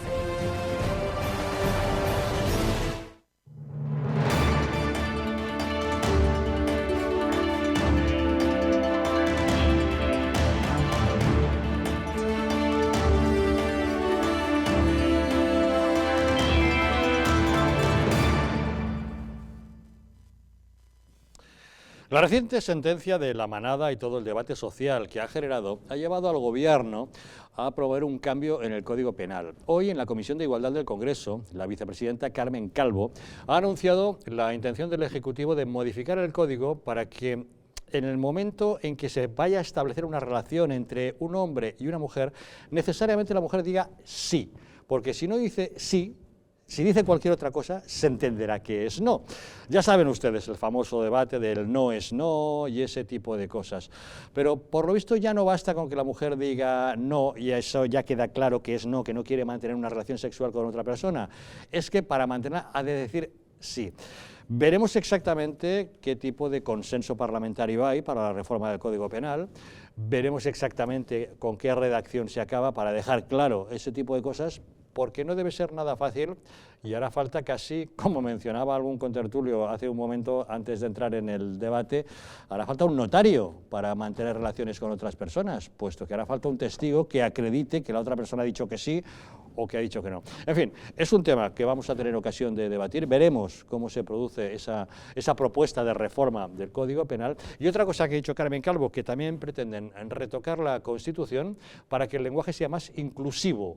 Es decir, que me imagino que lo que quieren es cambiar y hablar de los españoles y las españolas, los ciudadanos y las ciudadanas, en fin, ese tipo de cosas que estamos escuchando últimamente. No sé, Javier, ¿qué opinas al respecto? Sí, yo, a ver, creo que lo hemos dicho aquí antes, el gobierno de Pedro Sánchez tiene poco tiempo, poca representación en el Congreso y lo que tiene que hacer, porque yo, si yo fuese consultor se lo diría, es dar muchos pequeños toques que sean muy movilizadores de opinión, porque eso al final te va a dar la impresión de que, oye, esta gente sí ha hecho cosas. Mira, esto, y va, por supuesto, en contraposición al inmovilismo del que ellos acusaban a Mariano Rajoy.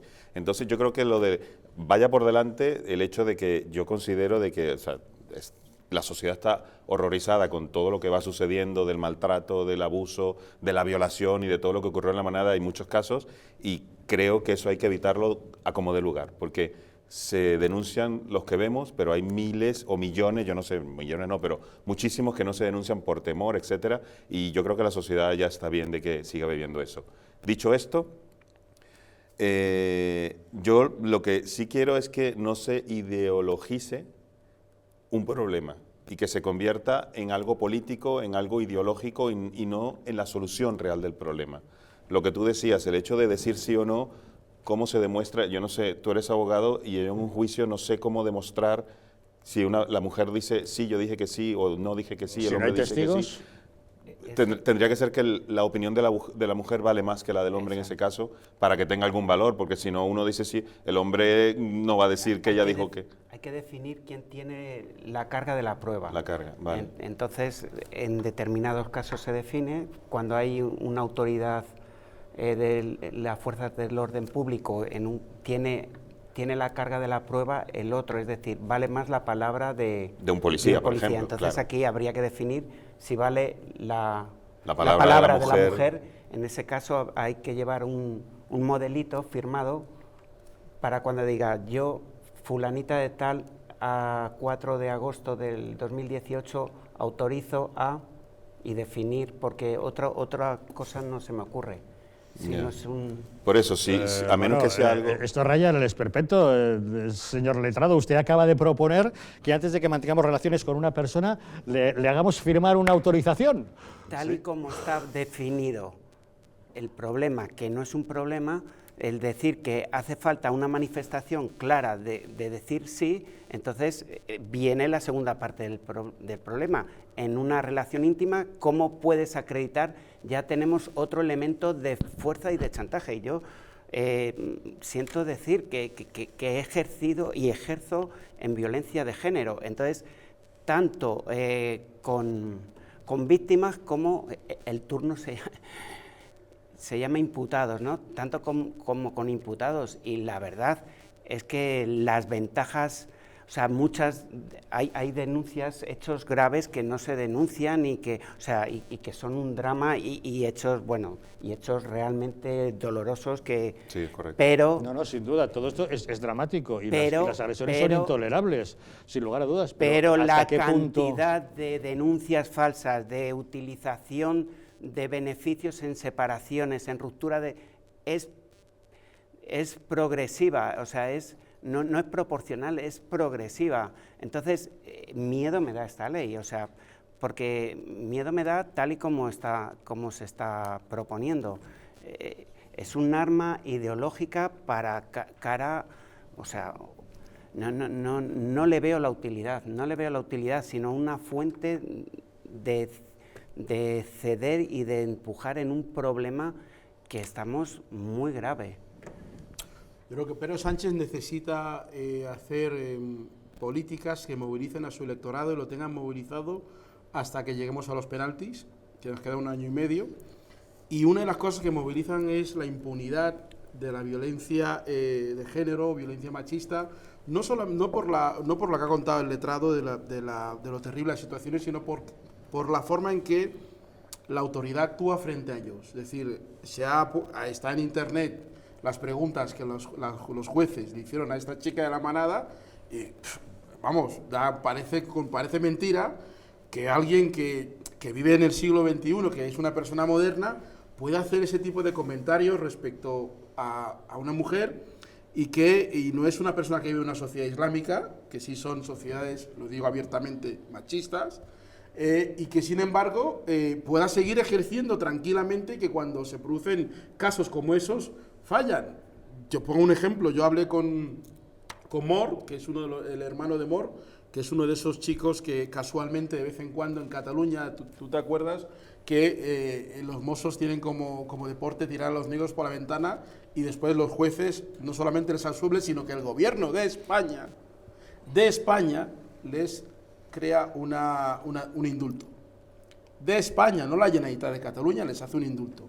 Y lo que te decía el hermano era, hombre, yo reconozco que hay un Estado de Derecho, pero siempre fallan en nuestra contra. ¿Cómo es posible que algo que está grabado luego llegue el juez y diga que no puede ser?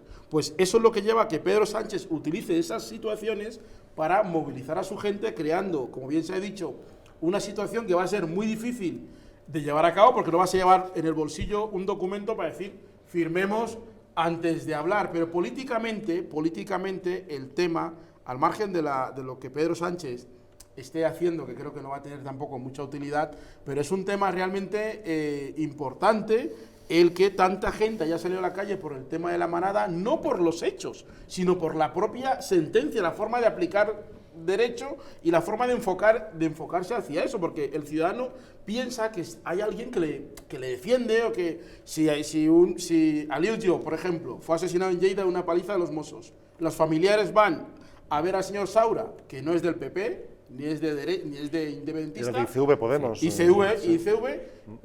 entonces se encuentran frente a eso con una total desprotección, impotencia, que la gente no sabe al final cómo eso sucede. Y habla alguien que cree que con respecto a otras civilizaciones sí hay una autoridad moral respecto a eso. Y la gente espera, en Estados Unidos, por ejemplo, cuando un policía blanco mata a un negro, la familia del negro va al Estado buscando un amparo, porque es la sociedad, es el Estado de Derecho, pero el Estado de Derecho vale para unas cosas, pero cuando se producen a la inversa, no hay una sola sentencia. ¿Y opinas que en el tema de violencia de género ocurre lo mismo en España?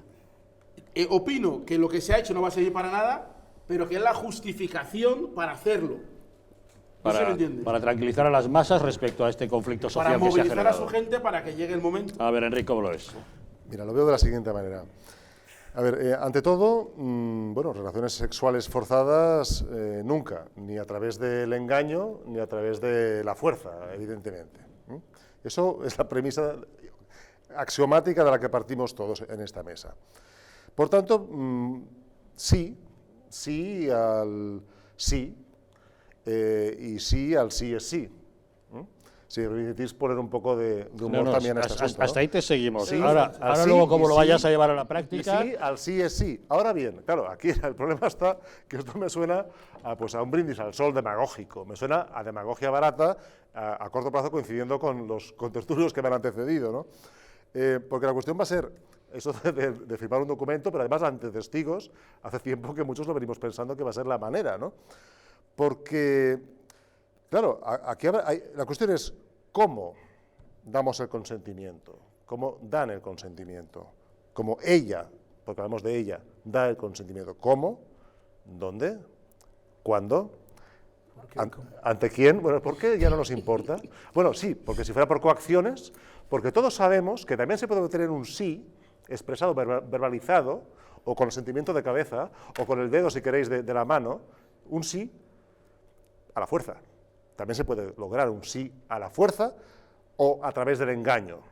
Entonces aquí quisiera yo recordar que la sustitución del término violación por los dos términos ahora tan confusos, que a tantos malos entendidos y malas interpretaciones se han prestado, de agresión sexual y abuso sexual, esa sustitución terminológica, alejando el lenguaje jurídico de la fácil comprensión por parte de la ciudadanía, incluso, me temo que incluso de algunos operadores jurídicos, sí, tales como letrados, en fin, jueces, fiscales, abogados, etcétera, ¿no?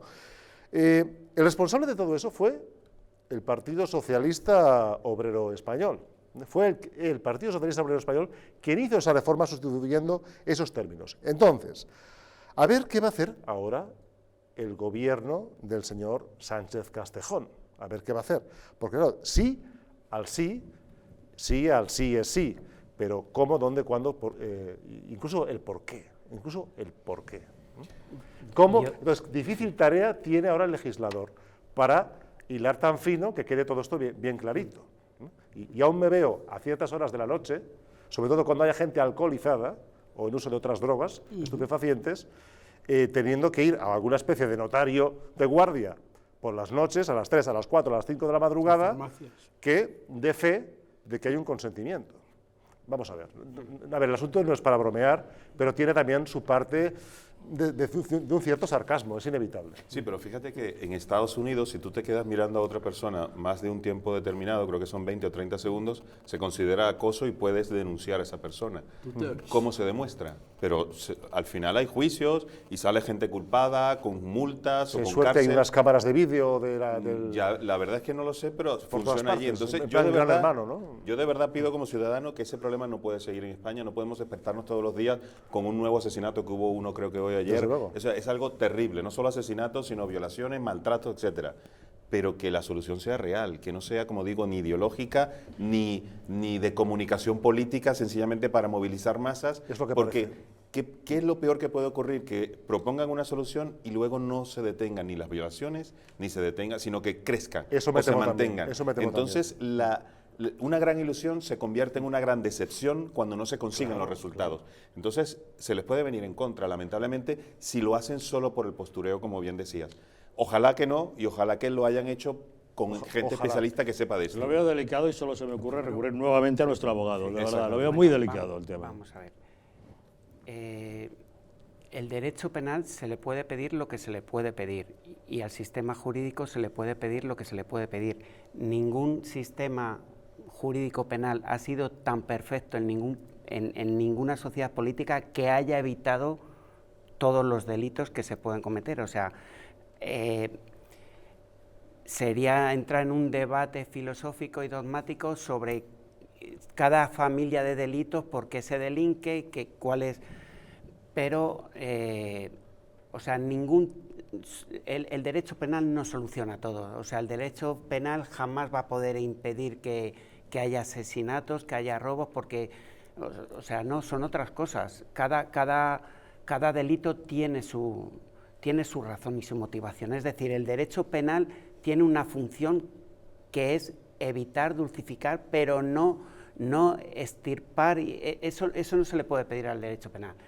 Y luego, desde el conocimiento y el respeto que tengo a los tribunales de España y desde el conocimiento del ejercicio del derecho de ya unos cuantos años, no puedo, me rechina los acuses con todo mi gratuitos a nuestro sistema. O sea, vamos a ver, tenemos un derecho penal ejemplar. El derecho penal es muy técnico y entonces están definidos los tipos, está el dolo, es decir, que está muy depurado, es muy técnico. Entonces, desde fuera, y la seguridad jurídica es un valor, o sea, la seguridad jurídica es saber qué ley se te va a aplicar y cuáles son los criterios y cuáles. Entonces no puede haber arbitrariedad dentro de los dos valores jurídicos que se supone que tiene un Estado. Es la justicia por un lado, pero por segundo la seguridad jurídica. Y aún así es interpretable nuestra justicia. Entonces, claro, bueno, luego dentro de cada ámbito hay ciertas interpretaciones, pero para eso está la jurisprudencia del Tribunal Supremo. Entonces, dentro de todo esto, lo que no puede ser es que la calle condene procedimientos penales técnicos que están los jueces juzgando y las manifestaciones fuera, pues, que son debates ideológicos. Ya ha visto usted la que se ha liado. Debates ideológicos.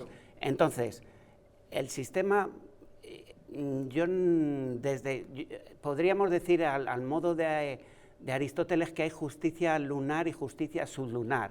Es decir, hay una justicia normal para todos y otra cuando son temas políticos y tal. La que yo conozco, Pero creo que son temas políticos. El derecho es un tema político. Vamos a ver. La mayoría lo que estamos hablando es que los temas cotidianos que afectan a la ciudadanía, los tribunales no están ideologizados. Bien, permítame. Y todos estos debates de que a unos les tratan de una forma y tal, yo no lo he visto nunca, jamás. Permíteme un no momento. He visto discriminación en ningún tribunal, ni he visto...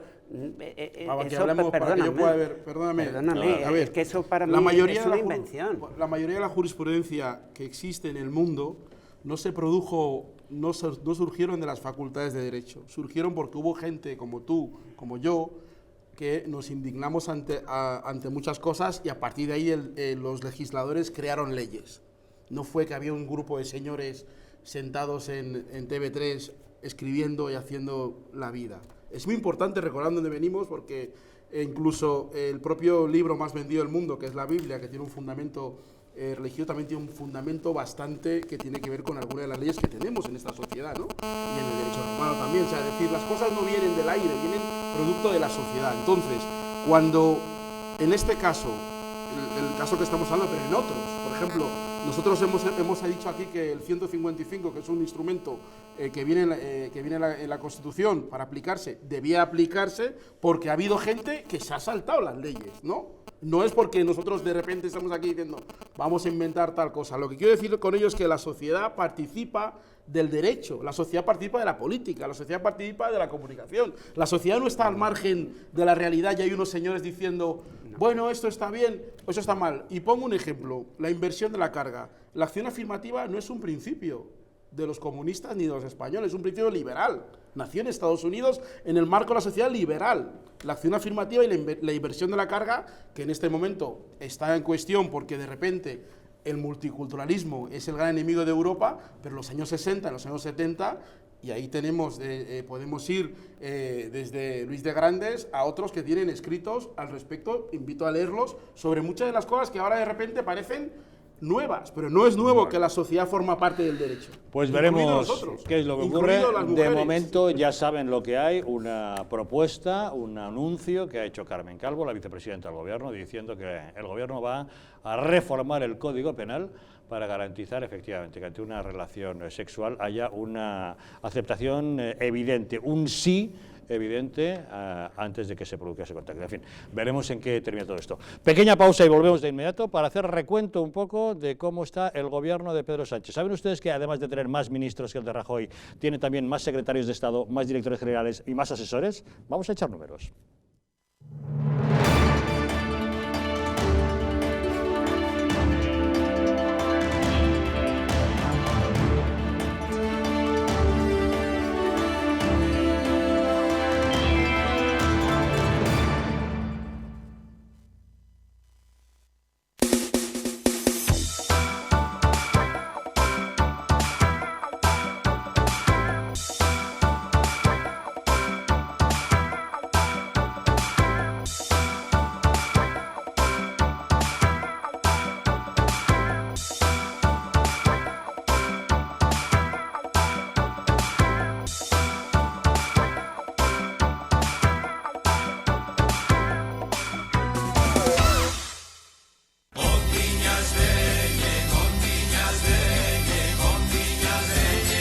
En pleno barrio de Chamberí, saborea los mejores manjares de las Rías Gallegas en Madrid.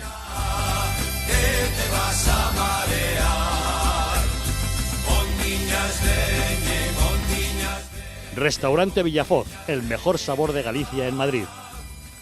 Te esperamos en la calle Gonzalo de Córdoba, número 10. Teléfono para reservas 91 593 88 71.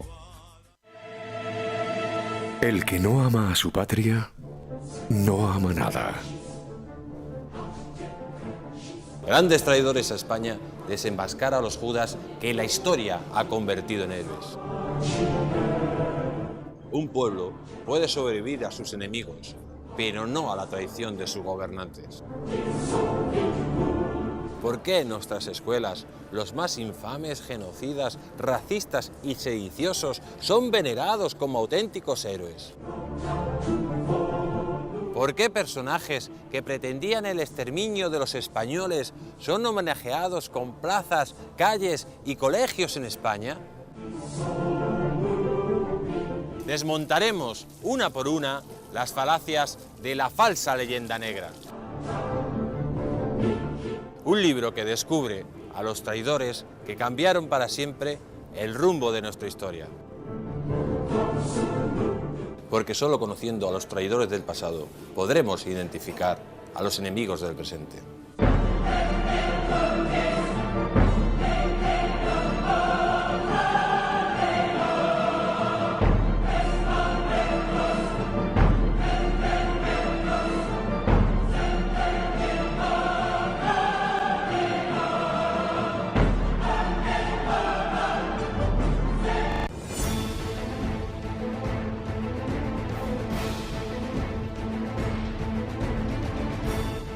España, nación de naciones, va a llegar. Visca Catalunya, lliure y soberana. Diré que yo soy el lehendakari más peligroso para sus intereses. Independent en forma de república. Todos estos que acaban de ver hablan mucho, muchísimo, posiblemente hasta demasiado en el resto de canales. Y se les hace una crítica, pero pequeñita. Aquí va a ser al revés, en Distrito TV va a ser al revés. Aquí ellos van a poder hablar, por supuesto, pero la crítica va a ser mucha, muchísima, va a ser tremenda. ¡Hala! Con España a cuesta, todos los domingos de 10 a 12.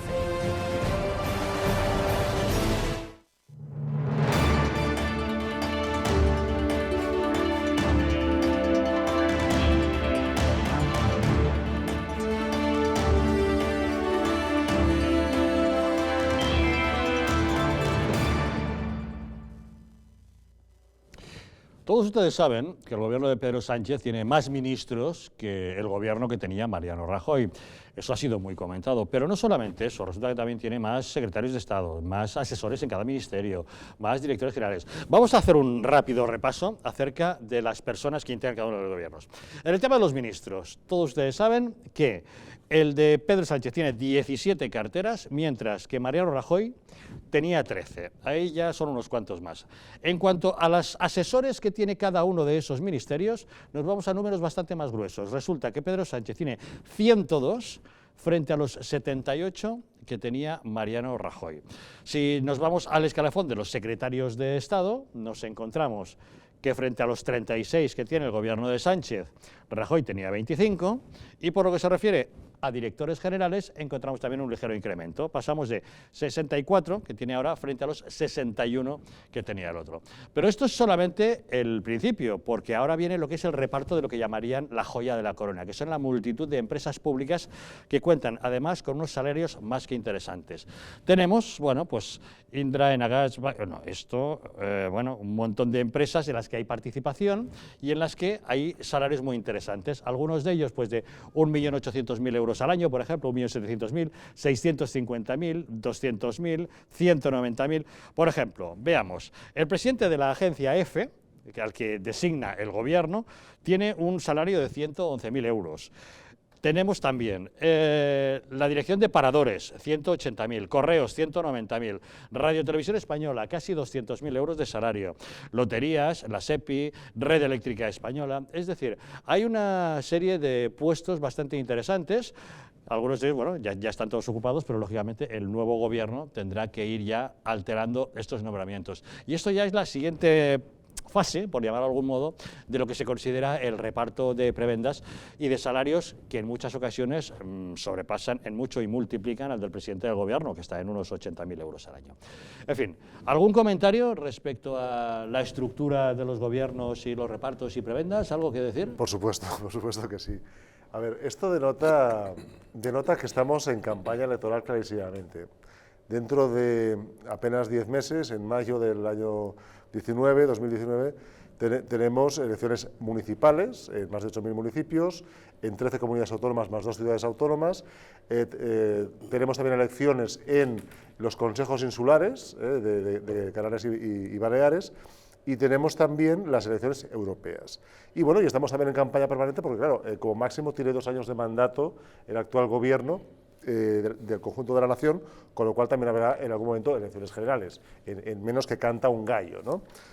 Entonces, ¿esto para qué sirve? Esto sirve, a ver, en los datos que nos has mostrado, he apreciado un incremento del 33% en ministros, un incremento del 33% en asesores y un incremento del 40% en el número de secretarios de Estado, ¿no?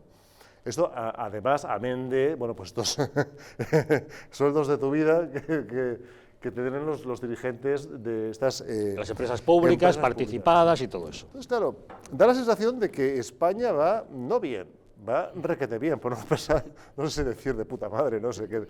No, pues, por lo menos para el PSOE, que la mayoría de ciudadanos, vamos a dejarlo en requete bien. ¿Tú te imaginas que la mayoría de ciudadanos ni de lejos tienen un salario de 200.000 euros al año? No hablemos ya de 1.800.000. Por ejemplo, ¿quién ha movido las calles durante el último año? ¿Quién ha movido las calles, por ejemplo, con los pensionistas? Una marea muy justa, que yo también he apoyado. Yo también he estado en las calles muchas veces apoyando a los pensionistas, ¿no? Perfecto, la causa es justa, pero que fíjate que desde que está Sánchez Castejón como presidente del Gobierno de España, resulta que apenas vemos esas manifestaciones, o no se les da proyección mediática. Quizás sea eso, quizá que ya la Sexta, o la Secta como le llaman algunos, ¿no? La Sexta, la 4, Telecinco, Mediaset, ya no le dan aquella proyección, aquel altavoz gigantesco que le estaban dando aquellas ¿Pretendes decir que hay intereses mediáticos que no quieren enturbiar la gloria del gobierno del socialista? Bueno, a ver, yo lo doy por supuesto. Bien, entendido. Lo tengo asumido. Entonces, quiero decir con esto que para ellos ahora va España requete bien. Sin embargo, para quienes les han votado, para esos pensionistas, para esos parados de larga duración, sobre todo los mayores de 50 años, para tantísimos españoles que han confiado, que son los que más confían en el PSOE justamente, los que peores ingresos tienen en el conjunto de España, fíjate tú lo bien que le va ahora a los dirigentes del PSOE. Y mi última expresión es, esto es una práctica de toda la vida clientelista, de comprar voluntades y de comprar votos. Me temo que los pobres pensionistas no se pueden fiar de nadie, porque he visto cada vez que hablan de aumento de las pensiones, ¿en qué? Unos eurillos de nada cuando ves, en fin, me callo. Sí, te comento. Yo sí, un 30% más o menos de aumento de personal, por llamarlo de alguna manera. A mí no me gusta hablar de verdad de número de personas, sino de productividad. Si tienen un 30% más de productividad, yo encantado de la vida, porque están trabajando para mí y para mi país. El problema es que lo logren, ¿no? Que realmente produzcan un 30% más. En cuanto a los sueldos, yo es que también estoy de acuerdo de que, por ejemplo, el presidente de Indra, que es una empresa que puede mover, yo no sé, 5.000 millones de euros, una persona en el sector privado posiblemente gana eso o más con una responsabilidad de 8.000 empleados y no sé cuántos miles millones de euros de presupuesto. Si esa persona puede ganar mucho más en el sector privado, nunca va a aceptar venir a una empresa pública a trabajar porque no le conviene. Entonces al final no tendremos a los mejores, sino a los amigos o a los que, mira, no tengo otra cosa, me meto allí, si de verdad está preparado. Yo creo que tanto los políticos como muchos cargos en España no ganan lo suficiente. Y eso también puede ser motivo de querer compensarlo de otra manera para algunos pocos, pero algunos. Si lo comparamos con sueldos de otros países, incluso Portugal, es que de verdad una persona que tiene una responsabilidad de llevar adelante Bankia o Enagás, es que o le pagas bien o ahí no vas a tener el mejor, y yo quiero tener el mejor, porque ahí está dinero mío, de mis impuestos, y yo quiero tener el mejor allí. ¿Me voy a ahorrar qué? ¿1 millón de euros? Sí, pero él me va, si es bueno, me va a ahorrar a mí 1.000 millones de euros a todo el país, y va a ser mucha mayor productividad y mucha mejor gestión que uno que gane 1 millón menos. Entonces, yo estoy de acuerdo que se le pague bien, que se le pague no más ni menos, y que esté el mejor, no que esté el más leal o el que es más amigo mío, ¿no? Eso sí es verdad. Bueno, yo discrepo con esa idea de que pagándole más o pagándole bien a los mejores vaya a ser mejor, sobre todo porque se ha demostrado que el capitalismo desgraciadamente es intervenido y las relaciones entre el mercado y las instituciones no hace falta que te comente nada de por qué uno sale del mercado, luego pasa a un partido, de un partido pasa a otro, y cómo hay esas relaciones tan estrechas y tan... De hecho, tenemos un presidente... Eso es otra cosa. Tenemos 2 presidentes que gobiernan el mundo, que son las personas más ricas del mundo. El señor Putin es uno de los más ricos del mundo, y no ha sido nunca director de nada, y Donald Trump viene de la empresa privada y es presidente. O sea, no hay esa separación idílica de las películas de James Bond, eso ya no existe. Ahora vemos que las personas que son nombradas para liderar Bankia, las empresas públicas, al mismo tiempo son personas que han gestionado empresas privadas y viceversa y tienen... Es que necesitan tener experiencia. Yo no quiero una persona que llegue a aprender. Necesito una persona que sepa mucho de eso. No, pero es que la persona no es lo importante, por eso es el sistema, no la persona. Ese es el problema. Es decir, las personas que tienen mayor capital acumulado en el mundo lo han hecho desde la empresa pública, desde el Estado. Y después algunos ejemplos de ellos. Mancio Ortega creo que no. Por ejemplo. Bueno, pero que claro, para mí es un ejemplo de un español. Díselo a los niños de Mozambique y de la India que fabrican esa ropa. Eso es otro tema, si podemos hablar en otro programa. Entonces es otro tema. Volvamos al tema, creo que por favor. Sí, es otro tema. Vale, es otro tema, pero... Sí, pero bueno, yo voy tomando nota de temas de interés para plantear en posteriores tertulias. Me encantaría. Bien, bueno, yo diría, por ejemplo, en el caso de las personas que Pedro Sánchez ha elegido, Pedro Sánchez ha elegido a las mejores personas para hacer una maquinaria de poder, y son personas expertas en mantener el poder. En exteriores tiene a Borrell, pero los que están por debajo de Borrell son personas que han estado en esa casa, que la conocen y saben perfectamente cómo hacer. En el caso del Ministerio de Igualdad, ha puesto a Ignacio Sola. Ojalá esta vez el Ministerio de Igualdad no sea la secta que fue en su día, porque a los negros que no comulgábamos con Pedro Cerón nos llamaban afroderecha y nos prohibían cualquier tipo de posibilidad. Incluso cuando el Parlamento de España aprobaba leyes en favor de las minorías y demás, pues como esas leyes habían sido hechas por gente que ellos consideran afroderecha, no se aplicaban por parte de las personas del Ministerio. Ojalá ahora que ya no está Leire, no está otras sectarias del sectarismo mundial, ahora sea diferente. Ojalá Ignacio Sola está ahí al frente de esta dirección de igualdad y ahora aparte ya no es solamente director, sino tiene un cargo mayor. Cambie, desgraciadamente Pedro Cerolo ya no está, que era uno de los grandes maquiavélicos manipuladores de ese espacio. Ojalá sea diferente y que todas las personas que luchen por la igualdad, no solamente la de género, encuentren el amparo del Ministerio, porque parecía a veces que cualquier persona que no comulgaba con las ideas que tenían era homófobo, afroderecha, españolista, torerista, bueno, todos los términos descalificativos que se habían creado. Y desgraciadamente espero que, afortunadamente, mejor dicho, espero que ahora sea diferente, porque creo que es un nuevo tiempo, es un nuevo momento. Creo que Pedro Sánchez ha puesto gente para hacer una máquina de poder para las elecciones, y eso es lo que ha intentado. Sí, yo coincido bastante con Javier en que no es cuestión de cantidad, sino de calidad. Es decir, lo que hay que ver es qué producen y cómo se puede evaluar, qué criterios podemos usar para ver si son rentables o no. Pero claro, aquí lo que tiene toda la pinta es que tienen una función, primero, una función ideológica, es decir, y una función constitutiva. Lo que se trata es de parasitar, ocupar posiciones dentro de las estructuras a fin de que si hay un cambio puedan tener peso específico. Entonces, todo esto de las empresas públicas y las que no están ahí, ¿no? Sí, hemos hecho una lista reducida, Sí, hay bastantes pero luego más. está el invento de la empresa pública y de las ONGs, que son negocios alternativos, o sea, negocio sinónimo de lucro, ¿no? Se dice ONG. Sin ánimo de lucro. No, sí. sinónimo de lucro.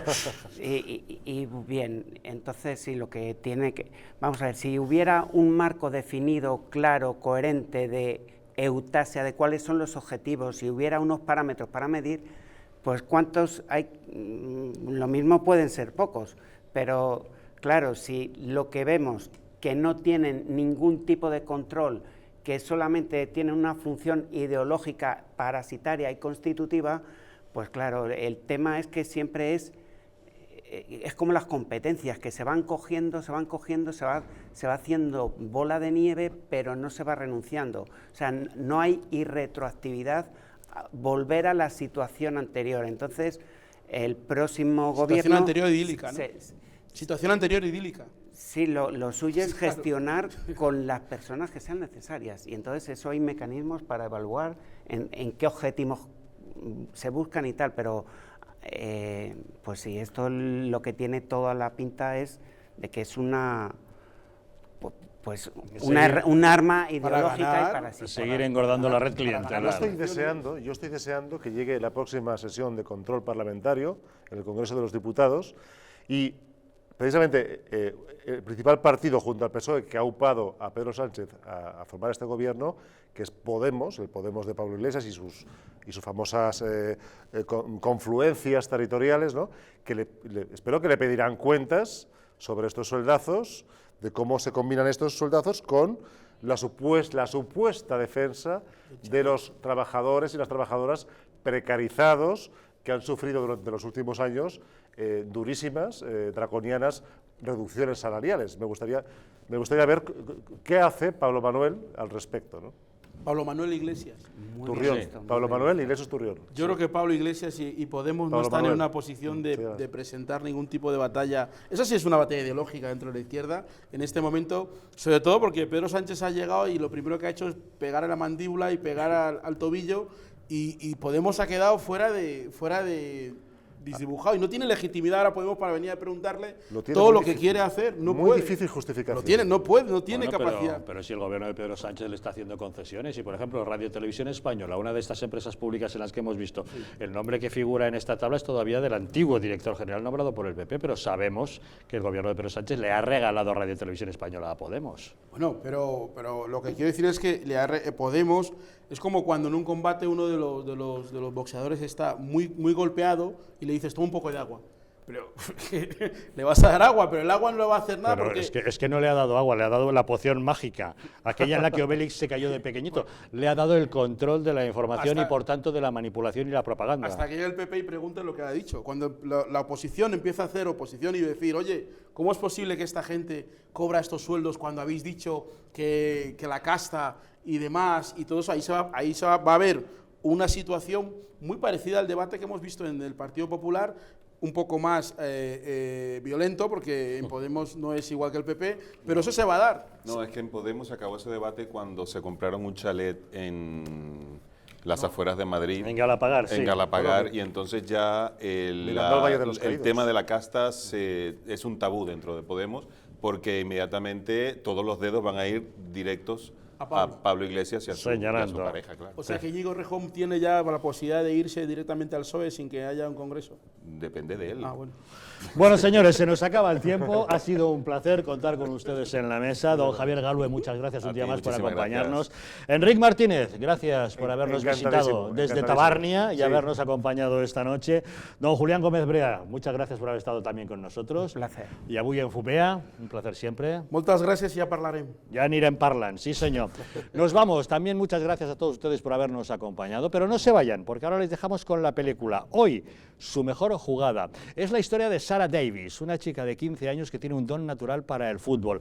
También juega la chica al balompié, que le llega la oportunidad de fichar por la selección nacional de los Estados Unidos. Pero ella tendrá que luchar contra sus propias contradicciones y tomar sus propias decisiones. Que disfruten de la película. Nosotros volvemos mañana en Los Intocables.